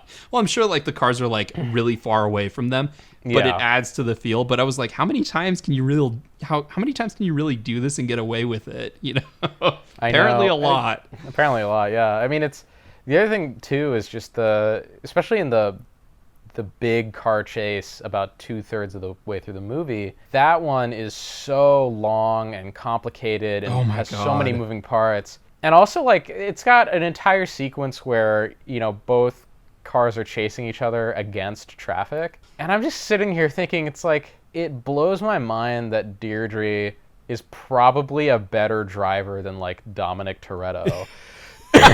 If we're going to compare, like, fictional drivers from various movies. She's, like, somehow a better driver than anyone in Fast and the Furious. I'm like, holy crap. You know... I've never seen Dom do anything like this. I know, without the assistance of CGI either. Without the assistance of CGI or like camera tricks. Again, it feels like you're on the street watching this. You're in the car with them. Mm-hmm. You know, it's that, I'm sure plenty of it is an illusion because it's a movie, but yeah. You know, again, that commitment to feeling 100% real, like you're there, it works. It works incredibly well. I'll tell you one of the nice touches that helps that is the fact that they kept flashing their blinkers. Yes. Like that, I was watching it and I was like, all right, that helps a lot. And I don't know if it was stunt cues as well, because a lot of the time, anytime a car would spin out and hit another car, I was like, all right, that's a stunt driver. But barring that, there were a lot of times where I was like, oh my God, this feels like they literally didn't tell anyone and just did it. Like get out of the way, get out of the way. Like, yeah, like we did it in real life. We didn't tell anyone we were doing it. We have all the permits. It's like Robert Pattinson running through the mall in freaking Good Time. It's like, we didn't tell anyone that we're gonna do this, but we did it anyway. Like, oh my God. And I'm not a big car chase scene fan. A lot of the time I feel like it slows things down and doesn't really add to it. But in this case, they're so well done, and they also don't care if it doesn't add anything to it, because they're just like, look at how much better we are at this than everyone else. Mm-hmm. I think it's also easier to get away with things like that in a movie that is so heavy on plot, because it's like you almost need a break in some ways, where it's like less is happening plot-wise over a longer period. I would agree with that. And also, I mean... And every car chase facilitates a later engagement as well. Like the big central car chase separates Gregor from the Irish terrorists so that it sets up the finale at the ice rink with the Russians. And they do serve a purpose. I mean, like each chase is motivated and there's different things we're rooting for in each one. So it follows the if you want to call them the quote dictions of action scenes and the laws of action scenes. And like, again, it's not like the car chases are bad. They're fantastic. If you have to, I mean, I would rather watch it disconnected, but the movie does its job of like connecting all of it and giving them purpose for the chase scene and maintaining a good sense of spatial geometry of like where each car is in relation to the other, thanks to the van and Deirdre talking over in that one chase scene, but also just in general in that long one, they do a really good job of establishing the two different cars, how far away they are from each other, what's going on. It's a masterclass in chase scenes. Oh, yeah. Well, there's some other stuff I want to talk about, but is there anything else you can think of right now? I'm trying to think, like, what's the itinerary of a good chase scene in terms of, like, the list of shots you need to have or the list of camera setups? Because it's like you have your cameras on the side of the road to observe the chase from afar and establish where the cars are or where they're going. You have camera mounted on the car, so you have that, like, it's like the speed cam, you know, it's like, oh, you're in the car, you're driving, you're going really fast. You have the backward-facing camera inside the car to get reactions. Right. Then you have cameras in other cars. Well, they have the side cars, yeah. The side cameras, and then cameras in other cars that are usually mobiles. While in a car, you can look at the cars participating in the chase. Right. They had a couple of aerial shots. Yeah, a couple aerial shots, and then it's just really good editing. Oh my God, the editing is so good. My favorite kind of goofy shot in all of the chase scenes though is when Robert De Niro's going through the moonroof of the car, and he like pulls out with the rocket launcher, and like the person that comes out has like slightly darker hair and is a little bit thinner. You can tell it's definitely not Robert De Niro. Yes, and then there's one shot of De Niro holding the rocket launcher, standing through the moonroof, just to like sell the illusion that it's him before it goes back to a stunt double. Yeah, it's so funny. Like that's that's hilarious. I love that. They also did some good. They had a couple of good establishing shots using zoom lenses as well, including one really wonky one where it just like zoomed into this out of focus thing, like late in the movie. Do you remember that one? Did you catch that shot? Where they're like zooming way far in, but they didn't have enough lighting, so like the whole thing is super grainy and out of focus on what they're zooming into. I don't remember this. If there's one, it's not in the car chases, but if there's one shot in the entire movie that I was like, why didn't you cut that sooner? It's that one shot. Otherwise, all of the zoom shots in this movie are fucking fantastic. I just wanted to get that in there because we were talking about Barry Lyndon and zooms the other day, and I was like, there's so many like really good uses of zoom lenses, and like this movie has like 5 or 6 excellent zoom shots, including one shot that looks like a zoom, but it's actually like a push in, and it's just kind of like really janky. And I was like, oh yeah, I guess you could run the camera all the way up there and push it in there. Yeah.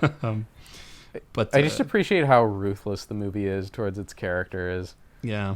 Like I said, it helps the thrilling atmosphere and suspense that people just get killed left and right without any like preamble. Like there's that whole sequence at the end where Gregor is trying to sell the case to the Russian mob, and he's holding the ice dancer hostage, and he's like, you let me go or I kill, your lady friend. And he's counting down, and the Russian mobster just does not blink, know. And then 10 seconds. Gregor's like, what? And then just gets shot in the head, like, oh my God. Yeah. And it's so matter of fact. And then the ice dancer just gets blasted in front of all these people. And I felt so bad for her because she did nothing. She's just some ice skater. Just gets murked.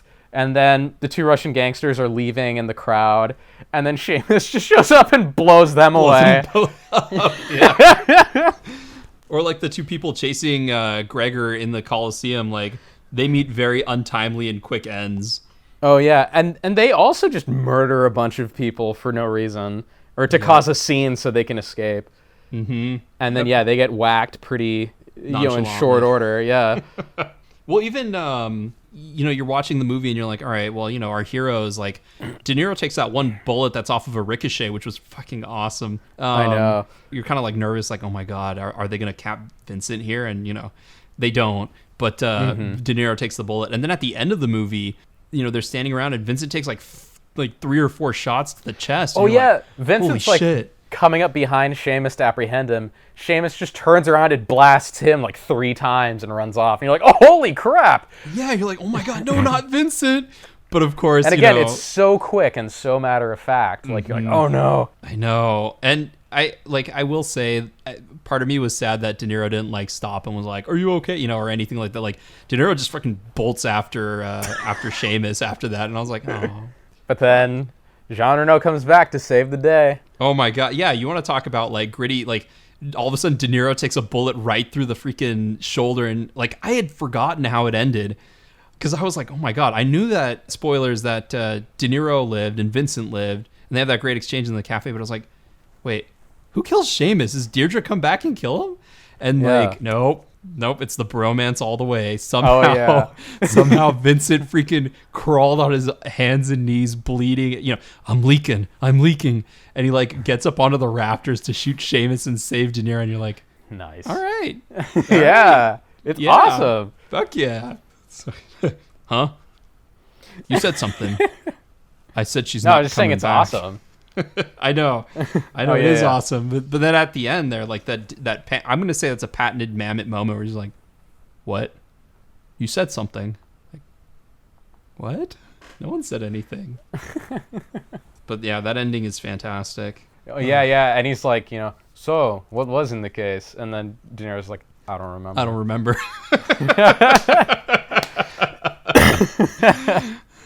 Well, even then, like figuring out the ice skates, like the case was made.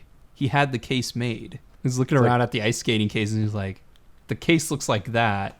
How did he spray paint? Like all of that stuff. Like the Russians provided it. Like all of that figuring out where to go. What would normally be kind of like boring exposure dialogue or exposition dialogue of like, we need to get these characters to know it. How do we do it in a fun and creative way? I know I'm jumping around a lot, but like That's fine. But even that, like the scenes of two guys at a cafe drinking coffee. Who knew that those are some of the best scenes in a movie? In a badass action movie. In a badass action movie. Yeah. Seriously. I just ground everything to a I know. halt here. It's just it's tough because this movie's great and we've talked about it in pretty great detail. I know. I think the other thing is we I'm usually jumping around a lot. Well, I think the other thing is like we always drift off topic to other movies, but I feel like we've stuck on Ronin exclusively throughout our conversation, which has therefore made it shorter. Well, I mean, because we didn't just randomly bring up Star Wars or something. It's hard because like this is like the thing. I mean, again, I had to make a list of like some of the talking points that I wanted to bring up, and the next one is the self-surgery scene that was huge in the 90s and kind of went away for a while, and I'm sad. It's not an action movie. It's not a 90s action movie, I should say, without self-surgery. I know. Oh my god! And this one was awesome. It's like because it's like it's the right amount of in your face, but not like trying to be over the top with how like gruesome it is, and also not trying to be over the top about how cool De Niro is. You know, it's not like this. Like he looks like shit the whole time this is going on, and then when it's over, he's like, "No, if you guys don't mind, I'm gonna pass out."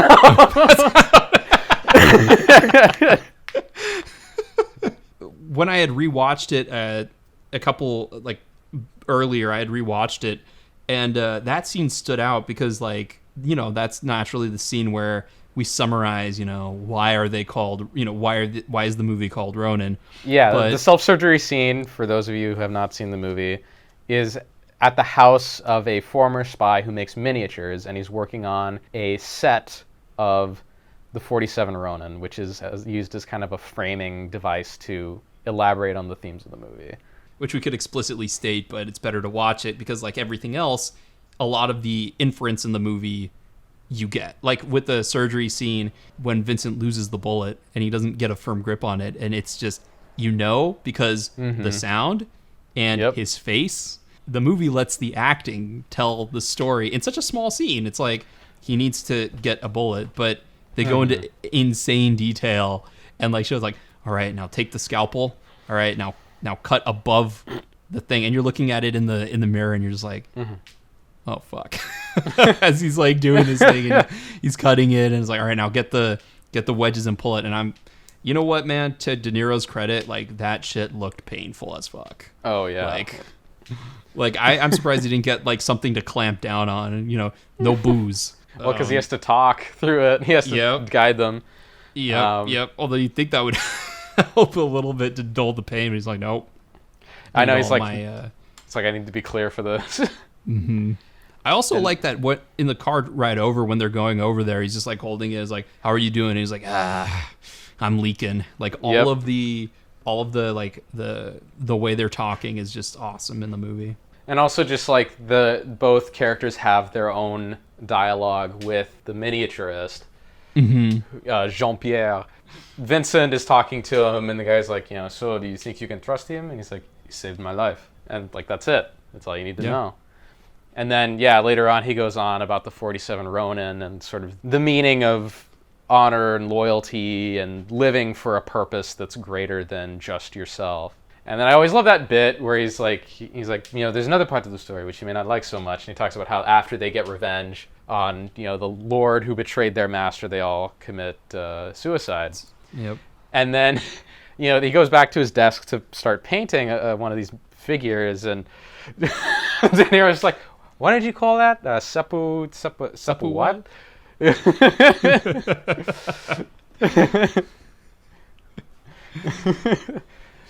Seppuku. Ritual disembowelment. The sword, and he's got his little paintbrush. Like, sword goes in here, goes into his like big fat belly, and just draws it across. I've seen that actor Michael Lonsdale in one other movie. Yeah. Playing a similar role, but I mean, like, I think he's friends with John Frankenheimer. Oh, was he in a lot of his movies? He's in a few of them. Okay. He's also like French and English, so he's credited as different things depending on what type of movie he's in. So he could be Michael Lonsdale or Michel Lonsdale, based on like what country he's in and what language the movie's in, which I thought was funny. I was gonna say he's like Jean-Claude Van Damme. I go by different names depending on where my movie is. But he, like his small role in here is excellent. No, that part I don't like as much. The element in the courtyard. Yeah, but I mean, like, he's got the important job of having an awesome house and explaining the themes of the movie. Yes, exactly. And then, I wonder if that's like possible as an acting career to just be the guy or gal who shows up 2/3 of the way through the movie to explain the themes in like various movies across time. Like, can you make a career out of that? Can you be a character actor where that's your character? You're typecast as that type. I think so. I mean, Morgan Freeman was basically typecasted as a voice actor. That's true. Knew. So I think it's possible. Like, I think the first couple roles will have to be like, oh yeah, I was the murderer in this movie. But then after that, like, you start getting more and more roles of like, hey, we really like the way you just deliver exposition. Can you be exposition guy? Like Harrison Ford in Apocalypse Now. Can you imagine if you made a career out of that? Like, Star Wars didn't work. You just have to be exposition guy in Ford Coppola movies. I know. Well, it's interesting because before Apocalypse Now, he's like the main villain in The Conversation. But I still have to watch. It's on my list. I've got like 4 or 5 movies that you've recommended on my list. Kind of like how like you made me look at Ronin again. Because again, so my coming at it was I was like, oh, this is kind of a cool action movie that like had a great screen, like had a great stage, a great playwright do the dialogue for it, and had a great action director. Which I have to let me talk about the shooting scenes for a second. But had a great action director, directing it, and had a prestigious actor in Robert De Niro, like, kind of not, for lack of a better term, slumming it to do a dumb action movie, and it was an international movie, so it had like all of these weird check marks on it, and I was like, yeah, it's kind of cool. But I didn't actually like most of the shootouts in this movie. I mean, the shootouts are not amazing, but they're all short, which is good. Yeah, and that's like if there's one flaw with the action direction, it's like he's got the car chases down. We know that, like from Grand Prix and all that stuff. The shooting scenes, well, it's like there's like the fundamentals of filmmaking, right? And there's different levels to it. I feel like the car chase is like master level. It's all the basics, the advanced fundamentals, as well as artistic flourishes. It's the full package. And then the shootouts are just the basics. It's just meat and potatoes, Yeah. It's like, all right, second unit director, I have to pay you. You do the. Well, there's no second unit on the movie. Oh, was there not? No, there's no second unit. Oh. John Frankenheimer and his DP oversaw every shot that was filmed. Oh. Huh. That's kind of cool. That, too, is very Nolan-y and Edgar Wright-y. We didn't really bring up Edgar Wright, but, I mean, I feel like Edgar Wright... Who made that car movie that no one remembers? Did you see Baby Driver? Yeah, saw it in theaters. What did you think of it? I liked it. It was fun. I thought it was okay. I feel like it was kind of like an Avatar for me. Like, technically, this movie's amazing, but... emotionally connected, it's all right. Well, it's one of those movies that kind of like Avatar. It's like, this movie's going to change the game, man. It's going to like, car chase movies, action movies will never be the same after Baby Driver, and everyone forgot about Baby Driver. Well, yeah, I mean, my thing about Baby Driver was like the best chase scene in the entire movie was in the beginning. The very beginning. Yeah, like the big like John Hamm versus Ansel Elgort and Lily James scene. Also, I don't like that was horribly shot or cut together, which I'm surprised at because like Edgar Wright is known for like mixing excellent action with music and tension, and like I was just like so bored with that last chase scene at the end. I just couldn't care, and part of it is because I couldn't care about Ansel Elgort. I don't. I don't care about him. He looks like Tobey Maguire, but less buff. And so, like, I was like, why is Lily James into this guy? I was just like, no, I don't believe it. So all of the verisimilitude just flown out the window. I didn't buy into any of it. But the first chase scene was awesome, but which is the exact opposite of this movie. Where I didn't buy the love scene, I didn't buy the love story at all, but the chases got progressively better. All of the action got progressively better as the movie went, surprisingly. Yeah, I mean, obviously the finale is less kind of explosive compared to the centerpiece, which is probably that big car chase 2/3 of the way through. But every action scene does escalate up to that, and I think it also as well. Yeah. It makes it feel more sophisticated that the biggest, baddest action sequence is more towards the middle, and then everything after that is like quieter. Well, I mean, yeah. Also, the last action scene, like in that giant arena, I thought was a nice touch. Like, I was like, okay, that's a cool location to have it in. And again, the movie for me gets a lot of plaudits because the locations are just excellent, like across the board. And also that, like, all of the bad guys are actually really intimidating. I don't know if you felt that way, but like Gregor, for example, they do a really good job of establishing that, like, he's a bad dude. He's a ruthless dude, and he will mess you up. And then there's, like, those cronies that you're like, all right, yeah, they're pretty bad. And De Niro's, like, flopping all over the Coliseum, like, shooting them.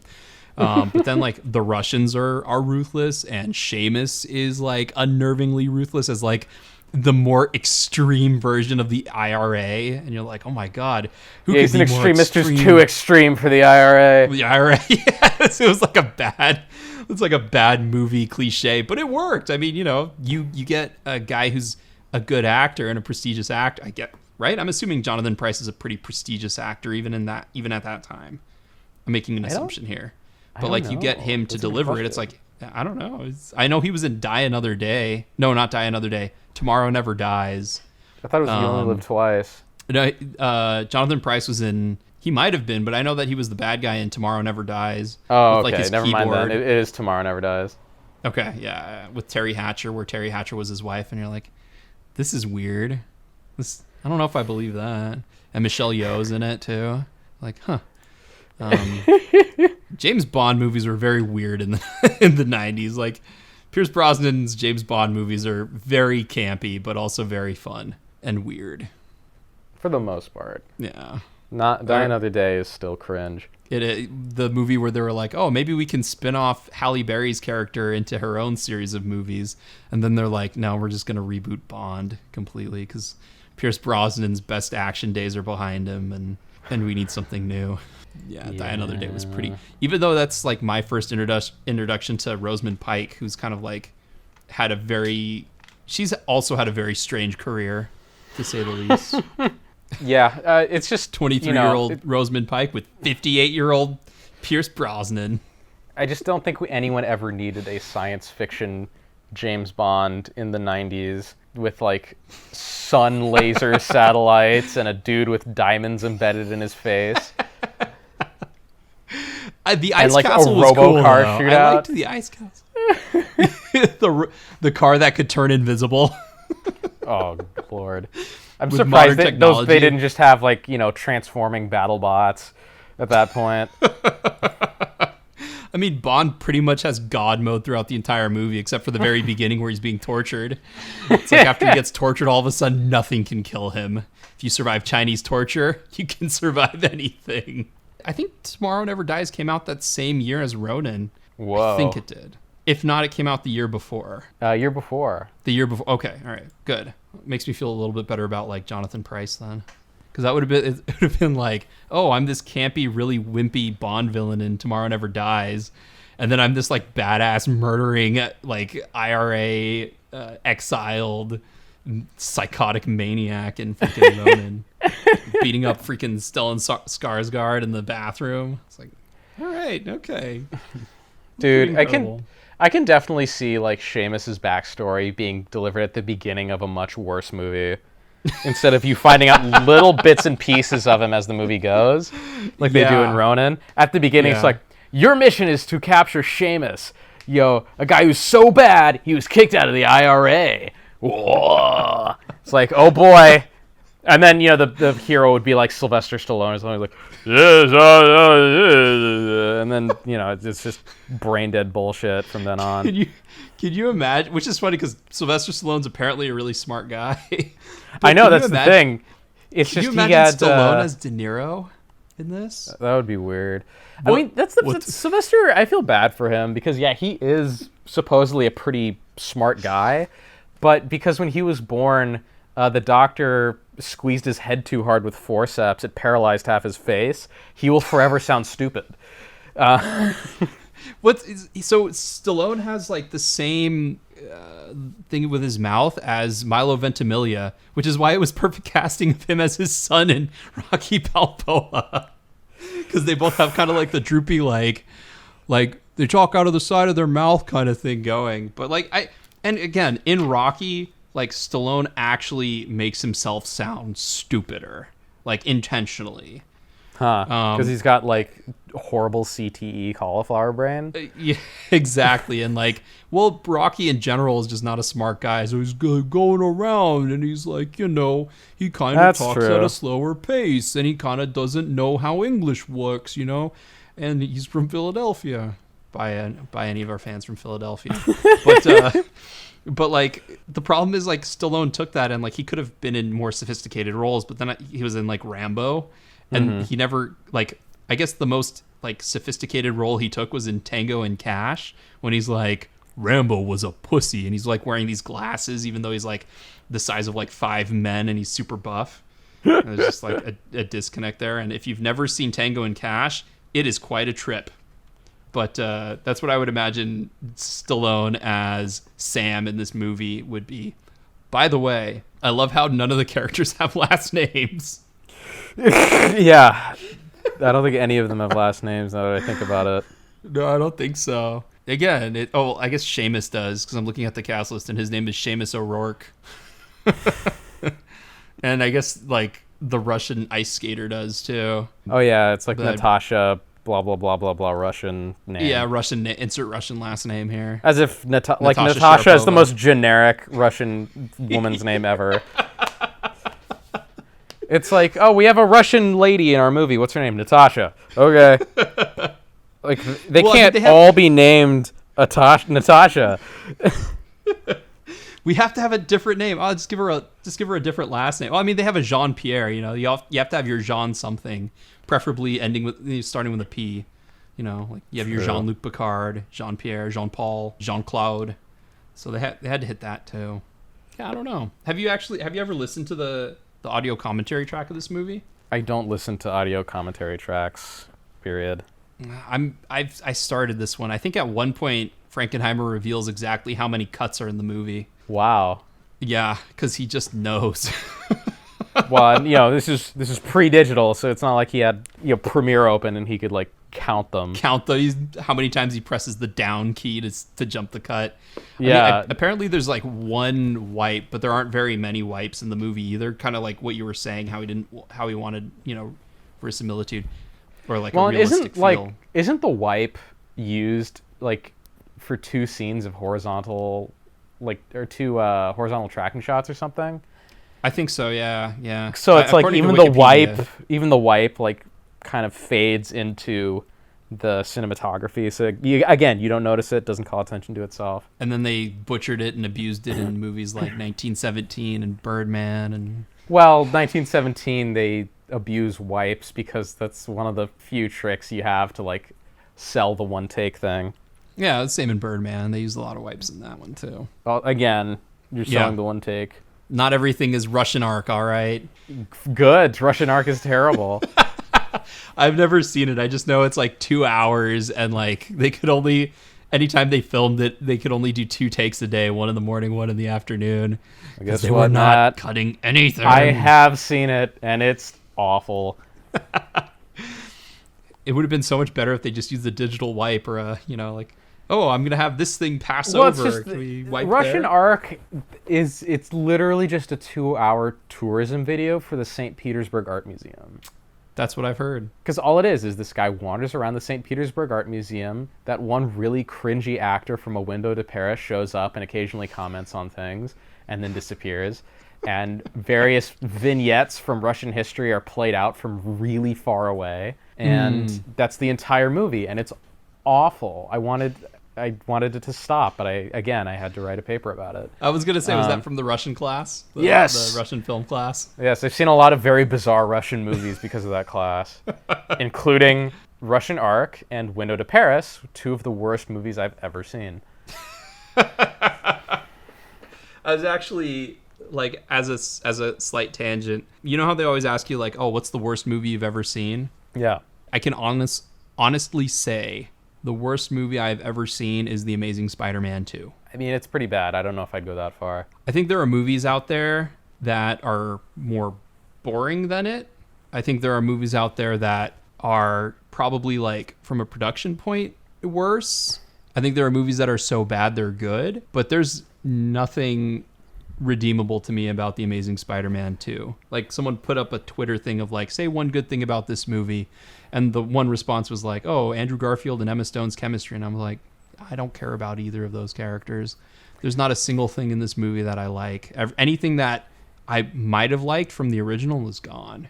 It's like the ultimate mix of, like, hollow corporate pandering with, like, everything the first Amazing Spider-Man wanted to do, like, all of the unique voice that it may have almost had, completely ruined by The Amazing Spider-Man 2, and yet it still ended up being a fat turd of a movie. It's tough because there's a lot of movies that are in competition for worst I've ever seen. Like, there's a lot of movies that aren't bad in certain ways, but they're just infuriating. Like what? Jurassic World. Like, Jurassic World is bad and infuriating. I mean, Window to Paris, one of the worst movies I've ever seen. Russian Ark, one of the worst movies I've ever seen. It's hard to, like, come up with some of these just because it's like I've tried to purge them from my memory. Yeah, and I can understand that. And like I said, I've seen movies like Public Enemies with Johnny Depp is like, that probably should be one of those movies that is like the worst I've ever seen, but at least the actors are charismatic. Yeah. Like, the best actor in Amazing Spider-Man 2 is like Dane DeHaan. Yeah. And even he's kind of, I feel bad for him in that movie. Mainly. I feel bad for Dane DeHaan generally. I think we talked about this on our Lawless episode. Like, yeah. he was, you know, he was supposed to be like the next big prestige-y actor, and then it's just kind of fallen off the face of the earth. Valerian and Tulip Fever killed his career.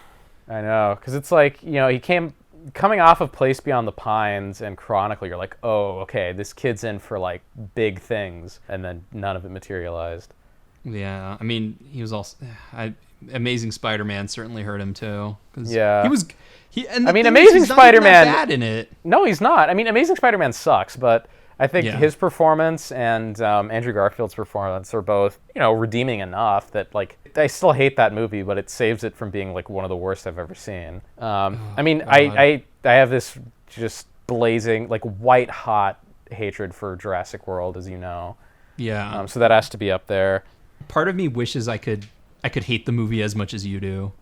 I just, like, it's so generic in its design, and, like, I enjoy watching Vincent D'Onofrio in almost anything. So, like, even in this where he's literally dialing it in, I still have a good time with it. And again, it's not a movie I've watched anytime recently, and the last half, like, I really hate the second half of the movie. Yeah. And I think part of it is, like, most of the sort of, like, ironical, my God, speaking of Good Will Hunting, most of, like, the irony of the whole, like, we're a remake of a movie that remade the original, but we're bigger, and yet we still have the same problems. Like, that is in the beginning, but it's really on focus in the end of, like, how tone deaf the entire movie is to its own situation. I've said this before, but it's like, if you know you're doing a bad thing, just don't do the bad thing. Don't do the bad thing and then be like, oh, I know this is terrible, but let's make fun of how terrible it is. It's like, no, just don't make it in the first place. There's been a lot of discussion about ludonarrative dissonance now, and it's like... The only reason there's discussion about it is because it's a weird term, and every time some internet nerd uses it, they get to explain it and feel smart. Well, hey, guess what? I'm an internet nerd, but, like... The whole, but like that's what it reminds me of like this whole idea. Now I don't care as much as a lot of other people, but this whole idea of like all right, we're gonna give you a gun and look at this guy, he's pleading for his life, but the only thing you can do is shoot him. Okay, so you shoot him. And it's like, aren't you a terrible person for shooting him? And you're like, what did you want me to do, game? Turn off the console? It's like I could have done that. That's what like the Jurassic World thing feels like to me. Totally feels like when that. you talk about it. Yeah, I'm it's like you're stuck in a cutscene and it says press A to shoot, and then you press A and then you shoot the guy. And it's like, wow, why would you, the gamer, do something so terrible? It's like, because why my are only you way the to gamer advance such the an game asshole? is to press A. It's like, and now It's we're gonna so make you feel stupid. bad about it for the next 3 hours. Like, what? What? Yeah, I think- give me the illusion of open choice. Ugh.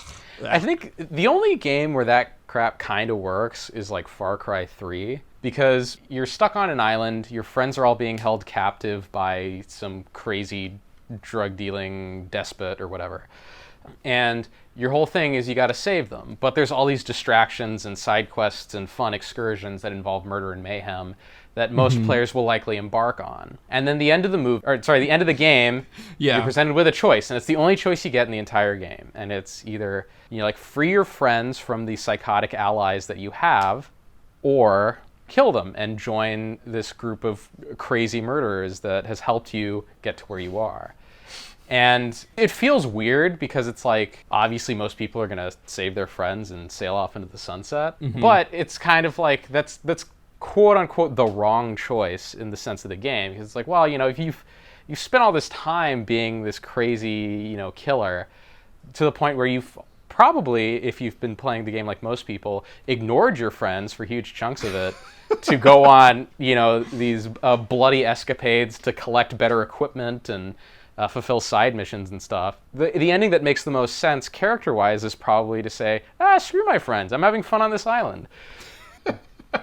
But it's one of the only games where I think that kind of works, and it's done in a very weird way where it's like, it gives you that choice to sort of complete the circle or break it. Right. It's not just like, do something bad. Why did you do that bad thing? And you're just like, what? Yeah, I mean, at least they give you the choice, right? Yeah, So like a lot of the issue with exactly. like, I think because it happens a lot in like The Last of Us is kind of where it came into focus, but also like Spec Op The Line, where they're like, aren't you horrible for doing this bad thing? And like, well, yeah, but I couldn't do anything else. Well, but Like, I think had to Spec do Ops this The bad Line was a thing. little bit smarter about it because it's not attacking the player directly. It's more it's more a commentary on two things. It's a commentary on game design. It's like, you, the player, are constantly being fed things to do by the developers. Like, what is the meaning of your decisions in that Right. kind of a framework? So that's the first part. The second part is like, it's about war, so it's sort of, you as the player are like a soldier. You're just given your orders and you got to complete the mission.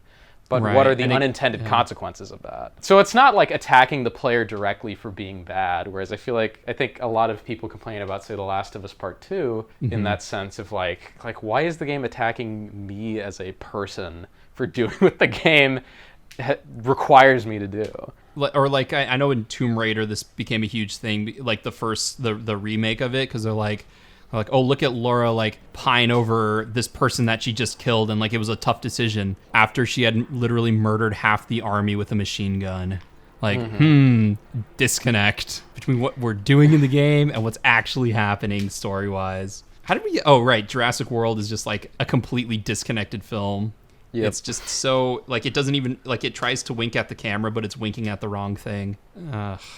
I can see why people don't enjoy it, and especially like Irfan Khan is like dead halfway through the movie. because Irfan of Khan, the stupid- best character in the whole movie, dies halfway through. and he dies in such a stupid way. Like I think like there's that death that drives me nuts, and then there's the death of like the poor person who's watching the babysitter. kids. Yeah, like why is her death so ruthless? Like Stanley Tucci's death in freaking The Lovely Bones wasn't as brutal as that one. No. And like Peter It's Jackson just had to sadistic, extend you that know? death. It was like, Yeah. like talk about someone who's disconnected completely from reality of filmmaking. Just like, what? Yeah. That's what makes me scared about watching other Frankenheimer movies. I'm like, oh, I don't want to watch his bad ones because they're just going to be unwatchable. You want to preserve this perfect image you have in your mind. Yeah, I'm pretty sure a lot of people who watched Reindeer Games were like, can I just bleach that out so I can go back to Ronin being a perfect movie? Ronin's creeping into my top 10 for sure. Wow. It's creeping in there. Yeah. I'm guessing it is already in your top 10. It's not in my top 10, but it's like, if you want to get into ratings, it's just on the cusp of perfect in every way. It's like the highest possible shiny and chrome without being perfect in every way. What do you think holds it back? I don't know. To be a perfect in every way type of movie, it just has to have a certain je ne sais quoi. Like that, just like a certain X factor that just pushes it over the edge. And this is like right on the edge. When you go back and listen to our old episodes, does that help you? What does that do to the movies we've watched? Because like for me, if I go back and like when I was re-listening to Da Five Bloods or when I've done like Birds of Prey or a couple of those other ones, it made me really want to rewatch those movies. Like in my mind, it's interesting because it hasn't really made me want to rewatch any of those movies, but it helps give me ammunition for the whatever new podcasts we do. It's like, okay, what ideas have we been bringing up? Like, what themes have been kind of going across the various shows we've done? Yeah. And how can I relate that to maybe a new subject? Fair enough. It also it also helps me try to avoid repeating the same things over and over again. As if they're new. If I'm repeating myself, I at least want to acknowledge that I'm repeating myself. Fair enough. I should go back and listen to some of our first ones. I don't know, like especially I think Ford v Ferrari was the big one where like I was listening back to it and like because of the episode that we did, it got better and better and better in my mind. So like I wonder if by like going back and listening to Ronin again, and it's hard because like you've approached it multiple times at this point. Does it get better for you, or do you notice more of its cracks? I think it stays the same. I think. Oh, okay. I like it just as much every time because I don't know if it's complex enough necessarily for me to like it, for there to be that much more I find every time, or maybe it's just because I've seen it enough times now that I've spotted about everything. Yeah. But I think it just it's always as good as I remember. Okay. Every time I watch it, it gets better. And I notice more things. Like there's actually a surprising amount of deep focus shots in the movie, which, you know me, I love that shit. Yep. So, and it is kind of a cool sort of like late 90s action masterpiece that I really enjoy. There's one thing that kind of holds it back. I love the plot and I love how loopy it is, but the pacing of it does seem a little strange in the beginning. This is the first time I watched it where the beginning of the movie didn't feel like it dragged. But that would be it. That's interesting.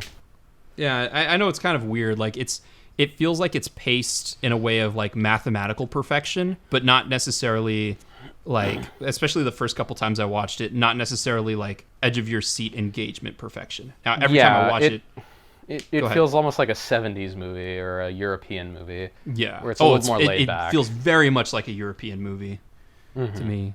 It's also important that like it was shot by someone who was French, and that kind of added an extra detail of like melding sort of like the American style with the French style. Like, I think it also helps that Frankenheimer is from a previous generation of filmmakers. Like he was very old at the time he made this, and he also has kind of a history with Europe and European cinema. I mean, his biggest hit to that point was probably Grand Prix, which he made in Europe. Yeah. Have you seen Grand Prix? I know we've talked about it. I've seen like 10 minutes of it. It's really long. It's kind of slow. But I think kind of like how Ronin kind of has a little bit of nostalgia for you. Grand Prix definitely has some nostalgia for me because I had never seen it before, and my dad has a lot of stories, and I've watched it and I appreciate it a lot. So if you might want to go into it and watch it. I don't think it'll be shiny and chrome necessarily, but I like it a lot. It's definitely at least a witness, but it's really fucking long. Well, shit. You have anything else to say about Ronin? Aside from the fact that the poster is fucking awesome? I think I said all I needed to say. I think I have too, man. This is shit, dude. It's a really cool movie. And if you guys haven't seen it, I know it's on Prime right now, but it's also just worth buying the Blu-ray, I think. The DVD or the Blu-ray of it. Yeah, I would say so. And not the combo pack with the usual suspects like I did. Because, they always give you like a poor quality version of it when you do it that way. Yeah. Well, we've just thrown John. You know what? Wait, there's one more thing I want to say. Okay. I lied. There's one more thing I want to say. I'm lame, and I don't like the way 90s cars look. That's fine. They don't look it's just a taste very thing. great. Like the Mercedes-Benz 450 SEL 6.9, which our main character was in, that was in like, shit brown the whole time. I was like, Yeah. it kind of looks like a mom's station wagon car. And They're they're like the doing Audi these- that they drive through large chunks of the movie. Yeah, that Audi's probably like they go out of their way to name the specific Audi that this guy wants because of its specs. And I'm just looking at it and I'm like, out of all of the things that have aged poorly in this movie, I think the way the cars look is it. One little touch I do really like, though, is that big car chase. You have Deirdre Seamus and Gregor in the Mercedes, and then you have Vincent and Sam in a Peugeot car, which is like a consumer car, Yeah. And it's like the Mercedes is making all these like tight turns and crazy maneuvers, and then like the Peugeot keeps spinning out and stuff, and it's like it can't handle quite as well. So I thought that was like a neat little detail. That is, yeah. Again, like, it's weird because the only thing I don't like about the car bodies or the cars are the bodies themselves. Like, I love the way the engines sound. I love the chase scenes that they're in. It's just like, why did you have to go with the diaper brown color? Like, ah. But yeah, like 90s cars that feel like 70s cars. God, the 90s cars that feel like 70s cars, and then because they didn't want any bright colors, they had to go with, desaturated-y car look. They couldn't go with the red. They couldn't go with the black. Black or brown. Black or brown, that's it. Because, the mise en scène requires everything to look a certain way. Yes. Well, that's a bad note to go out on Ronin on, so I need to find something else to praise it for. Or you can. Ronin, it's almost perfect in every way. Yes, I would say it's definitely a high shiny and chrome. And it gets shinier and chromier for me every time. Yeah. And so, yeah, that's all I have to say, but we should probably plug some new stuff. Yeah, we have a new website, underthewheels.com. So that's all you got to type in, underthewheels.com, and you'll be on our website. It's a little bit of a work in progress, but, it's getting there. It is. It's starting to look pretty good. Austin's been doing a good job putting in hours on it. I think you've done some work on it as well, right? Yep. So yeah, no, our podcast is available on Stitcher and Apple Podcasts. Be sure to leave a rating and review. Like us on Facebook for all the latest updates and junk. And underthewheelspodcast@gmail.com is still the email for questions, comments, and concerns, although that may change. We'll keep you posted on that. But Also, we'll still look at it. We'll still check it after we get a new one. Yeah, that's true. We will. And sponsors, if you want to sponsor our podcast, please, give us an email. We'd be happy to. We'd be happy to do plugs. I think those would be really fun if we did sponsor reads. We should do fake sponsor reads sometime to just see how awful we are. I think that covers everything on the web. Oh, music by Mike. Thanks, Mike. And I think that's everything. I'm Matthew. I'm Gabe. And you've just been Under the Wheels.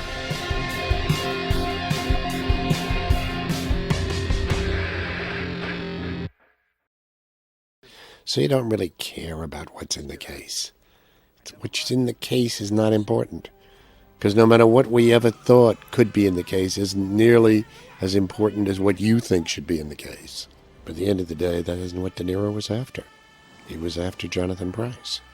With all this kind of stuff, it just has to be done well, because otherwise you, the audience, won't believe it. And as soon as you don't believe it, the picture goes right out the window. That's why every detail in a movie is so important. I don't think any of you consciously come to a movie wanting to hate it. I think you want to like what we do. But if we disappoint you or if we lose you, you'll never forgive us. Finished.